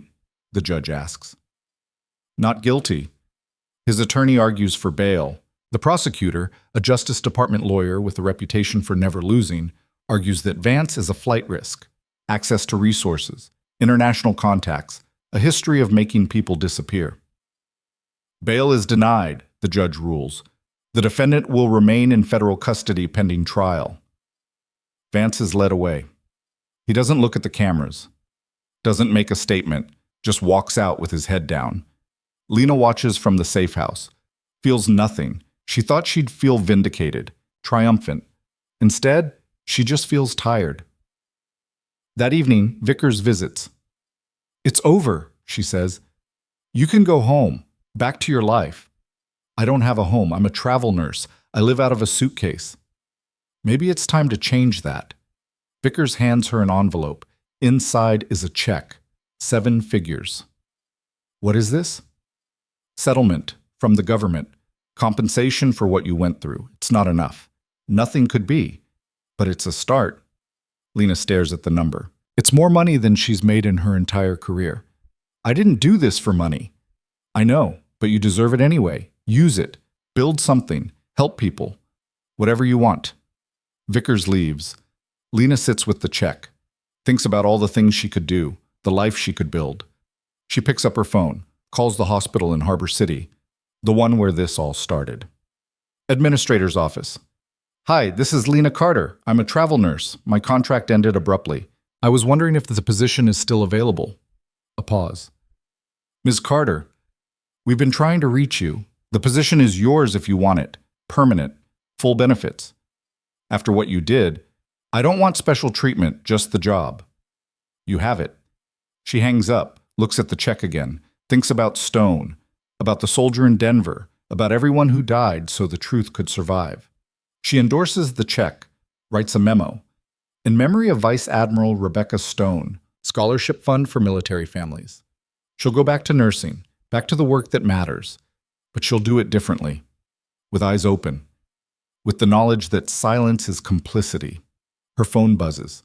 A text from an unknown number. You made a lot of enemies, but you made more friends. Watch your back. Trust your instincts. And know that what you started, it's not finished. Lena deletes the message, but she doesn't forget it. But 2 weeks later, she's back at Redwood Naval Hospital. Different shift, different patients, same work. She's checking vitals on a post-op patient when she overhears nurses at the station talking. Did you hear? Vance's attorney is claiming prosecutorial misconduct, saying the evidence was tampered with. Think he'll get off? Who knows? These guys always have an angle. Lena keeps working, doesn't comment, but her mind is racing. That evening, she gets a call from Vickers. We have a problem. What kind? The documents, the ones from the envelope. 3 of them have been challenged. The defense claims they're forgeries. Without the originals, we can't authenticate them. But you had them verified. By civilian analysts, not forensic experts who can testify in federal court. It's a technicality, but it's enough to create reasonable doubt. So Vance walks? Not walks. But his sentence could be reduced. Plea deal. He could be out in 5 years. Lena's grip on the phone tightens. That's not acceptable. I agree. But unless we can find the source, whoever slid that envelope under your door, we have no chain of custody. The documents are compromised. Lena thinks about the hooded figure, the distorted voice, the warning. What if I told you I have an idea? I'm listening. The person who gave me those documents, they were inside. They knew things only someone deep in the network would know. If we can draw them out, that's dangerous. They went to great lengths to stay anonymous. Then I'll give them a reason to come forward. Lena's mind is working now, building a plan. Vance's trial starts in 3 weeks. What if I give an interview, say that I'm disappointed the evidence is being challenged, that I wish the source would come forward to authenticate it? You'd be painting a target on yourself. I've had one since this started. At least this time, it's on my terms. Vickers is quiet. Then, all right, I'll set it up, but we do this carefully. No live broadcasts, pre-recorded, controlled environment. Agreed. The interview happens 4 days later. A journalist from the Washington Herald. Respected. Fair. Lena tells her story again. Talks about Stone. About the evidence. About her hope that the truth will prevail. And what about the anonymous source? The journalist asks. Do you have any message for them? Lena looks directly at the camera. If you're watching this, and I think you are, I need you to come forward. Not for me. Not for Vance. For everyone who died because they knew too much. For Stone. For the soldier in Denver, for all of them. Don't let it be for nothing. The interview airs 2 days later, goes viral within hours. And that night, Lena gets a call. Unknown number. She almost doesn't answer, but something tells her to. Hello? Ms. Carter, you wanted me to come forward.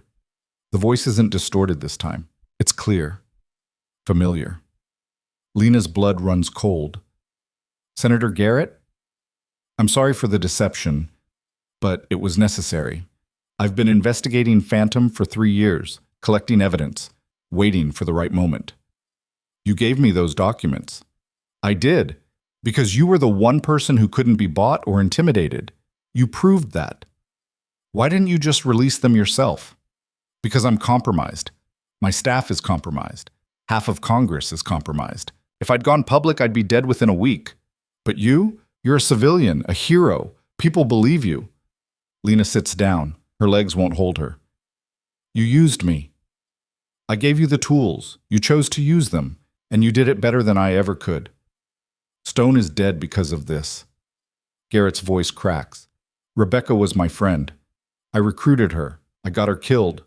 I'll carry that forever. But she knew the risks. We both did.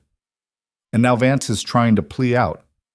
Not anymore. I'll authenticate the documents, testify to their provenance. I was the source. I'll say it under oath. They'll destroy you. They'll try. But I'm not afraid anymore. You taught me that. The line goes quiet. Then Garrett speaks again. One more thing. The network. The people above Vance. They're still out there, still operating. Taking me down won't stop them. Then what will? You, people like you, who won't look away, who won't be silenced. Keep fighting, Miss Carter. We need you. The call ends. Lena sits in the dark, thinks about everything that's happened, everything that's still coming. She picks up her phone, opens her contacts, scrolls to Rake's number, types a message. I'm in. Whatever comes next, I'm in. His response comes immediately. Good. Because it's not over. Lena sets the phone down, looks out the window at the city lights. Somewhere out there, people are making plans, covering tracks, building new networks to replace the ones that fell. But somewhere out there, other people are watching, waiting, ready to fight. And Lena Carter, former nobody, dismissed nurse, underestimated witness, is one of them now. She thinks about the soldier in Denver one last time, the one who trusted her with a secret that changed everything. I didn't let you down, she whispers to the empty room. And somewhere, in whatever comes after, she hopes he knows. Her phone buzzes. Another message. Another unknown number. You exposed one admiral, but the fleet has many ships. We're watching you, Miss Carter. The question is, are you watching us? Lena stares at the message. Then she does something she's never done before. She forwards it to Vickers, to Rake, to Garrett, to Carson, to every person in her corner. And she types a response. I'm watching, and I'm not alone anymore. She hits send, waits. No response comes. But that's okay. They got the message. And the real fight, the one that goes beyond courtrooms and headlines, is just beginning. Vickers arrives at the hotel suite before dawn with 3 laptops and a look that tells Lena she didn't sleep. The attorney spreads the new documents across the table, financial records, encrypted communications, flight logs. All of it pointing to a network that makes Vance look like a middle manager. Senator Garrett authenticated everything, Vickers says. She's testifying next week, but there's a problem. There's always a problem. 2 of the names on the list are sitting federal judges. One of them is assigned to Vance's case. Lena's stomach drops. Judge Brennan. You know him? I saw his name in the documents. Payments, lots of them. Vickers nods grimly. Which means Vance's trial is compromised before it starts. Brennan can suppress evidence, declare mistrials, drag this out until public interest dies. Can we get him removed? Not without exposing how we know he's dirty, which means revealing Garrett as the source before she testifies. They'll kill her before she reaches the stand. Lena stares at the documents, at the web of corruption that seems to regenerate faster than they can cut it down. So we're stuck. Unless we force Brennan's hand, make him recuse himself voluntarily. How? Vickers pulls up a file on one of the laptops. Judge Brennan has a son, Marcus Brennan, Marine Corps officer, deployed to Syria 3 years ago. Came home in a box. Official report says IED. Let me guess. It wasn't an IED. Marcus Brennan's unit was involved in a classified operation. Guess who authorized it? Vance. And guess what they were doing? Weapons transfer. selling American ordnance to a Syrian faction. Marcus found out, threatened to report it. 2 days later, his convoy hit an IED, except the blast pattern doesn't match any insurgent device. It matches military-grade explosives. Lena feels sick. Vance killed his own officer to keep him quiet. And Judge Brennan has been taking money ever since. Hush money, blood money. We don't know if he knows what really happened to his son, but if he finds out, he'll recuse himself, or better yet, he'll flip. Vickers closes the laptop. It's cruel, using a man's grief against him. Crueler than letting Vance walk free. They sit in silence for a moment. Then Vickers picks up her phone. I'll reach out to Brennan's chambers. Request a private meeting. What happens after that depends on whether he's got any conscience left. The meeting happens 3 days later in a courthouse conference room. Just Lena, Vickers, and Judge Brennan. The judge is in his 60s, gray hair, tired eyes. He looks like he's been carrying something heavy for a long time. Ms. Carter, he says. His voice is formal, distant. I understand you have concerns about my impartiality in the Vance case. I have evidence, Lena says. She slides a folder across the table. Financial records showing payments from shell companies linked to Phantom. They started 3 years ago, right after your son died. Brennan doesn't open the folder. Doesn't need to. His face tells Lena everything. He already knows.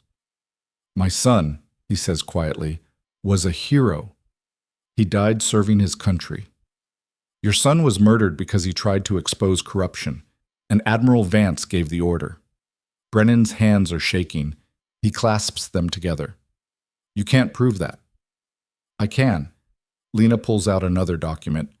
This is the after-action report, classified. It shows the convoy route was changed at the last minute. By Vance. Your son's vehicle was isolated, separated from the unit. The explosion happened exactly where Vance redirected them. That's circumstantial. This isn't. Vickers opens her laptop, shows him communications, encrypted messages between Vance and another officer, discussing the Brennan problem, discussing permanent solutions. Brennan reads them. His face goes gray. They killed him, Lena says softly. And then they paid you to stay quiet. Maybe you didn't know at first. Maybe you thought the money was a pension, compensation. But you know now. Brennan closes his eyes. When he opens them, they're wet. What do you want from me? Recuse yourself from the case. Let an impartial judge hear it. Let justice happen. And if I do, what happens to me? That depends on what you do next. You can stay silent, keep taking their money, or you can testify. Tell the truth about why you took it. Help us prove Vance ordered your son's death. Brennan stands, walks to the window, looks out at the city. I wanted to believe it was an accident, he says. I needed to believe it. Because if it wasn't, if Marcus died because he was trying to do the right thing, then I failed him. I let them get away with it. You didn't know, Vickers says. I suspected. I chose not to look. He turns back to them. I've been a federal judge for 20 years. I've sent men to prison for less than what I've done. Then make it right, Lena says. Give your son the justice he deserves. Brennan is quiet for a long time. Then he picks up his phone, dials. This is Judge Brennan. I'm recusing myself from United States versus Vance, effective immediately, conflict of interest. He pauses. And I'm requesting a meeting with the DOJ Inspector General. I have testimony to provide. He hangs up, looks at Lena. I hope you know what you're doing, Ms. Carter. The people behind Vance, they don't lose quietly. Neither do I. The news breaks that afternoon. Judge Brennan recuses himself, requests investigation into judicial misconduct. The media goes into a frenzy. Speculation runs wild. By evening, 3 more federal judges have announced they're stepping down pending ethics reviews. Lena watches from the safe house. The dominoes are falling faster now, harder. Her phone rings. It's Rake. You just took down a federal judge. He took himself down. I just showed him the truth. Still, that's 3 judges, 7 senators, and a 4-star admiral. You're running up quite a score. It's not a game. No, but it's a war, and wars have casualties. His voice shifts, becomes serious. Torres picked up chatter. Someone put a contract out. Professional job. $500,000. Lena's blood runs cold. On who? On you. The room suddenly feels smaller, colder. When? 48 hours ago. No takers yet. Most contractors won't touch anything this high profile. But there are people desperate enough or crazy enough. Where does that leave me? In protective custody until this blows over, or until we find whoever put the contract out and shut them down permanently. I'm not hiding. Then you're dying. Your choice. Lena thinks about the soldier in Denver, about Stone, about Marcus Brennan, people who died because they did the right thing. I'm not dying either, she says. I'm finishing this. Rake is quiet for a moment. All right, then we do it together. Torres and I are coming to you. Havoc's still recovering, but Wraith's in. We're going to find whoever's pulling the strings and end this. How? By doing what we do best. Hunting. They arrived that night. Rake, Torres, Wraith. They set up in the safe house like they're planning a military operation. Because they are. Contracts like this don't get issued by low-level players, Torres says. He's got a laptop open, tracking dark web communications. This came from someone with serious resources, someone who sees you as an existential threat. Who has that kind of reach? Lena asks. Short list. Defense contractors who are working with Phantom, foreign buyers who lost their supply chain, or, he pauses, someone inside the government who hasn't been exposed yet. I thought we got everyone on the list. We got everyone Garrett gave you. But what if there's someone above even her, someone she doesn't know about? Wraith speaks up. He's been quiet since arriving, just listening. The money trail. Every contract needs payment. Can you trace it? Torres types. It's routed through 6 different countries. But the originating account... He stops, stares at the screen. That's not possible. What? Rake asks. The account. It's DOD, Department of Defense, direct access. That could be anyone with clearance. Not anyone. This level of access? You're talking Deputy Secretary or higher. Lena's mind is racing. Who's the current Deputy Secretary of Defense? Malcolm Rivers, Vickers says. She's been on her phone in the corner. Former Navy, worked his way up through procurement. He's been pushing hard for increased defense spending, new contracts, more black budget allocations. For programs like Phantom, Lena says, exactly like Phantom. Rivers wasn't on Garrett's list, but if he was the one actually running the network, then Vance was just the operator. Rivers was the architect. Rake stands. We need proof. Financial records. Communications. Anything that ties Rivers to the contract on Lena. I can get into DOD systems, Torres says, but it'll take time, and they'll know someone's poking around. How long? 6 hours. Maybe 8. You've got 4. After that, we move whether we have proof or not. Torres nods. Starts typing. The hours crawl by. Lena watches Torres work, fingers flying across the keyboard. Wraith maintains security, checking cameras, monitoring communications. Rake cleans weapons. The rhythm of a team that's done this 1,000 times. At hour 3, Torres swears. What? Rake asks. I'm in. But Rivers has a secondary system, air-gapped, not connected to the network. All his sensitive communications go through there. Can you access it remotely? No, someone needs to physically connect to it. Copy the drive. Where is it? His office, Pentagon, basement level, secure wing. Rake and Torres exchange looks. That's suicide, Torres says. That's Tuesday, Rake replies. He turns to Lena. You're staying here. Like hell I am. You're not trained for this. I unlocked the phone. I survived Pine Ridge. I testified in front of Congress. I'm not sitting this one out. Rake starts to argue, then stops. Studies her. You know what you're asking for. I know what I'm doing. Rivers put a hit on me. I'm going to look him in the eye when we take him down. Rake looks at Torres. The other man shrugs. She's got more balls than most operators I know. Might as well bring her. Wraith nods. If we're going into the Pentagon, we need someone who looks like they belong. 3 operators and a nurse? That's less suspicious than 3 operators alone.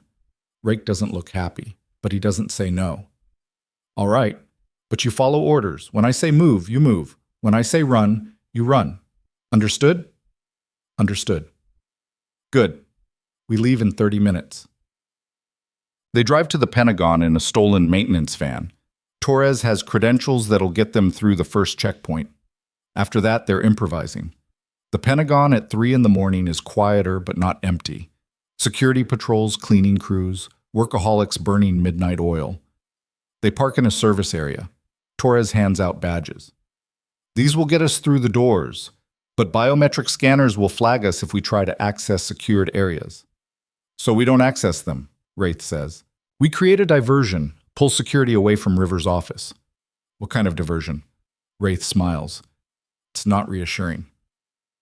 Fire alarm, 6th floor, far side of the building. Everyone evacuates. We slip in during the chaos. That's going to trigger a full response. Metro Fire Department, Federal Police. Which gives us maybe 10 minutes before they realize it's a false alarm. 10 minutes to get in, copy the drive, get out. 10 minutes in the Pentagon, Torres mutters. This keeps getting better. They enter through a service entrance. Torres's credentials work. They're inside. The basement level is exactly what Lena expected. Sterile, fluorescent, security cameras everywhere. They move quickly, confidently, like they belong. Wraith splits off on the 3rd floor, heading for the fire alarm. Rake, Torres, and Lena continue down. Rivers' office is behind a locked door with a biometric scanner. Torres pulls out a device, presses it against the lock. This'll take 60 seconds. They wait. Lena's heart is hammering. Every footstep in the distance sounds like security coming for them. The lock clicks. The door opens. Inside, the office is pristine. Mahogany desk, American flag, photos of Rivers with presidents and generals. The air-gapped computer sits in the corner, powered down, disconnected. Torres moves to it, pulls out a portable drive, powers up the system. The fire alarm erupts, red lights strobe. The alarm is deafening. Voices shout in the distance, running footsteps. How long? Rake asks. 3 minutes, maybe 4. Lena watches the door, praying no one comes, praying they have time. The system boots. Torres plugs in the drives, starts copying files. 2 minutes. The alarm stops. That's not good, Torres says. How much longer? 90 seconds. Footsteps. Close. Getting closer. Rake moves to the door, weapon ready. Company? The footsteps stop, right outside. A radio crackles. Security to basement level. Possible intrusion. All units respond. 60 seconds, Torres hisses. The door handle turns. Rake steps back, aims. The door opens. A security guard steps in, sees them, reaches for his weapon. Rake fires. Suppressed shot. The guard drops. Not dead. Tranquilizer. But it's loud enough. More footsteps. Lots of them. 30 seconds. We don't have 30 seconds. Rake grabs Torres. Pull the drive, now. It's not done. I don't care. Torres yanks the drive. The system crashes. He pockets the drive and they run. Out the door. Down the hallway. Alarms blaring again. Security everywhere. They're cut off. Trapped. Wraith appears from a side corridor. This way! They follow. Through maintenance passages, service tunnels, places the blueprints don't show. Behind them, guards shout. Radio chatter. The entire Pentagon is mobilizing. They reach a loading dock. The van is gone. Backup plan? Torres asks. We run, Rake says. They do. Out into the parking lot, between vehicles, over a fence, into the streets beyond. Sirens wail. Helicopters overhead. The city is waking up to chaos. They ditch their gear in a dumpster, split up, blend into early morning commuters. Lena walks 3 blocks before she allows herself to breathe. Her phone buzzes. Text from Torres. Rendezvous point Alpha. 1 hour. She keeps walking, just another person heading to work. Nothing to see. But in her pocket, copied from River's computer, is everything they need. And this time, there's nowhere left to hide. But they reconvene in a different safe house. Torres boots up the drive, starts sorting through files. It's all here, he says. Communications, financial records, orders, Rivers built Phantom. Vance just ran it. And when Vance got sloppy, Rivers tried to clean it up, Lena finishes. Torres pulls up a message. Dated 2 days ago, from Rivers to an unknown recipient. The nurse is a problem. Eliminate, use contractors, make it look random. That's the hit order, Vickers says. Signed by Rivers. That's conspiracy to commit murder. We've got him. We've got him if we can authenticate the data, Rake says. Defense attorneys will claim it's fabricated, hacked, inadmissible. Not if we have the man who copied it testifying under oath, Torres says. Me. I'll swear to how we obtained it, where, when. That puts a target on you. I've had targets on me my whole life. One more won't matter. Lena looks at the screen, at Rivers' words, cold, calculating, ordering her death like he's ordering office supplies. When do we release it, she asks. Now, Vickers says, before Rivers realizes we have it, before he can run. She makes calls to journalists, to prosecutors, to senators who aren't dirty. Within an hour, the story breaks. Deputy Secretary of Defense Malcolm Rivers implicated in military corruption scandal. Evidence suggests he orchestrated illegal weapons sales, ordered witness elimination, built the infrastructure that became Phantom. By noon, Rivers is in custody. By evening, he's been charged with treason. The press conference is a spectacle. Federal prosecutors laying out the case, evidence, testimony, Rivers standing in handcuffs, silent, defeated. Lena watches from the safe house, sees the man who ordered her killed being led away, and she feels nothing. No triumph, no relief, just exhaustion. It's over, Vickers says. Really over this time. Lena nods, but she's not sure she believes it. The trial happens fast. Too fast. Federal prosecutors don't want to give the defense time to maneuver. They present evidence, call witnesses. Torres testifies about the Pentagon infiltration. Judge Brennan testifies about his son. Garrett testifies about the network. And Lena testifies about everything else. The jury deliberates for 6 hours. Guilty on all counts. Rivers gets life, no parole. Vance gets the same. Webb and the other senators get decades. The verdict makes international news. Pundits call it a turning point, a moment when justice actually happened. Lena watches from her apartment. Not the safe house, her apartment. The one she just rented. The first permanent address she's had in years. Her phone rings. It's Rake. You did it. We did it? Fair enough. What now? I'm going back to work. Real work. Nursing. After everything you've been through. Especially after everything I've been through. People still need help. That hasn't changed. Rake is quiet. Then, you're a hell of a lot tougher than you look. I know. He laughs. If you ever need anything, I'll call. They hang up. Lena sits in her empty apartment, thinking about the future, about the life she gets to build now. A knock at the door. She tenses. Old habits. But when she checks the peephole, it's just a delivery driver, package in hand. She opens the door, takes the package. No return address. Inside is a single item, a challenge coin, military, engraved with a symbol she doesn't recognize, and a note, for the nurse who became a warrior, from those who fight in shadows. No signature, no explanation. But Lena knows. Rake's team, saying goodbye, saying thank you. She holds the coin, feels the weight of it, the meaning. And for the first time since this all started, she smiles. 6 months later, Lena is working a shift at Harbor City General. Different hospital, same work. A patient crashes.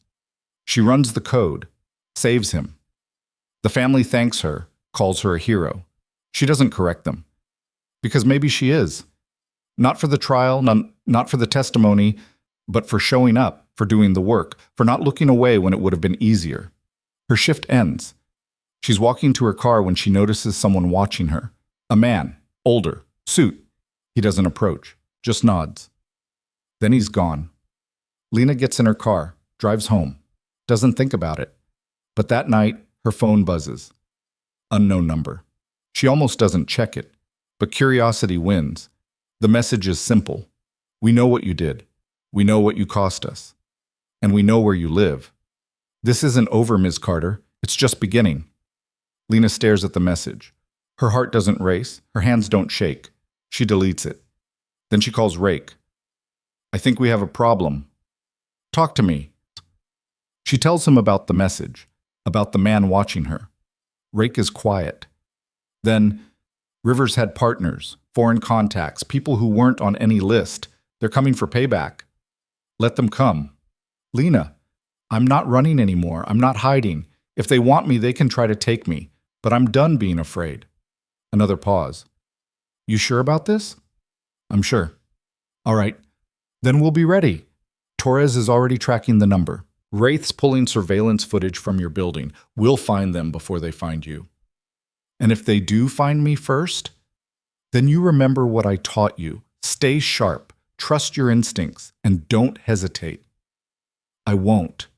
She hangs up, looks around her apartment, at the life she built, the future she fought for. And she realizes something. She's not the same person who walked into Redwood Naval Hospital that night, who got pulled into a war she didn't understand. She's someone who finished it. And if they want to start it again, she'll finish it again. The phone buzzes one more time. This message is different. From Torres. Got a location on the threat. Local cell. 3 operators, low-level contractors trying to make a name. We're handling it. Sit tight. 20 minutes later, another message. Handled. You're clear. Lena exhales. Sets the phone down. Outside, the city lights flicker. The world keeps turning. People keep living, keep dying, keep fighting. And Lana Carter, nurse, witness, survivor, is part of it all now. Not as someone who watches from the sidelines, but as someone who steps into the fire when it matters. She thinks about the soldier in Denver one last time, the one who started this, who trusted her with something that changed everything. She wonders if he knew, if he saw something in her that she didn't see in herself. Probably not. He was dying, delirious, desperate, but he chose her anyway, and she made it count. The phone stays silent. No more threats, no more messages. Just peace. Quiet, normal. For now. Because Lena knows the truth. There will always be another Vance, another Rivers, another network built on blood and silence. But there will also be people who fight back, who refuse to look away, who risk everything for something bigger than themselves. And she's one of them now. Forever.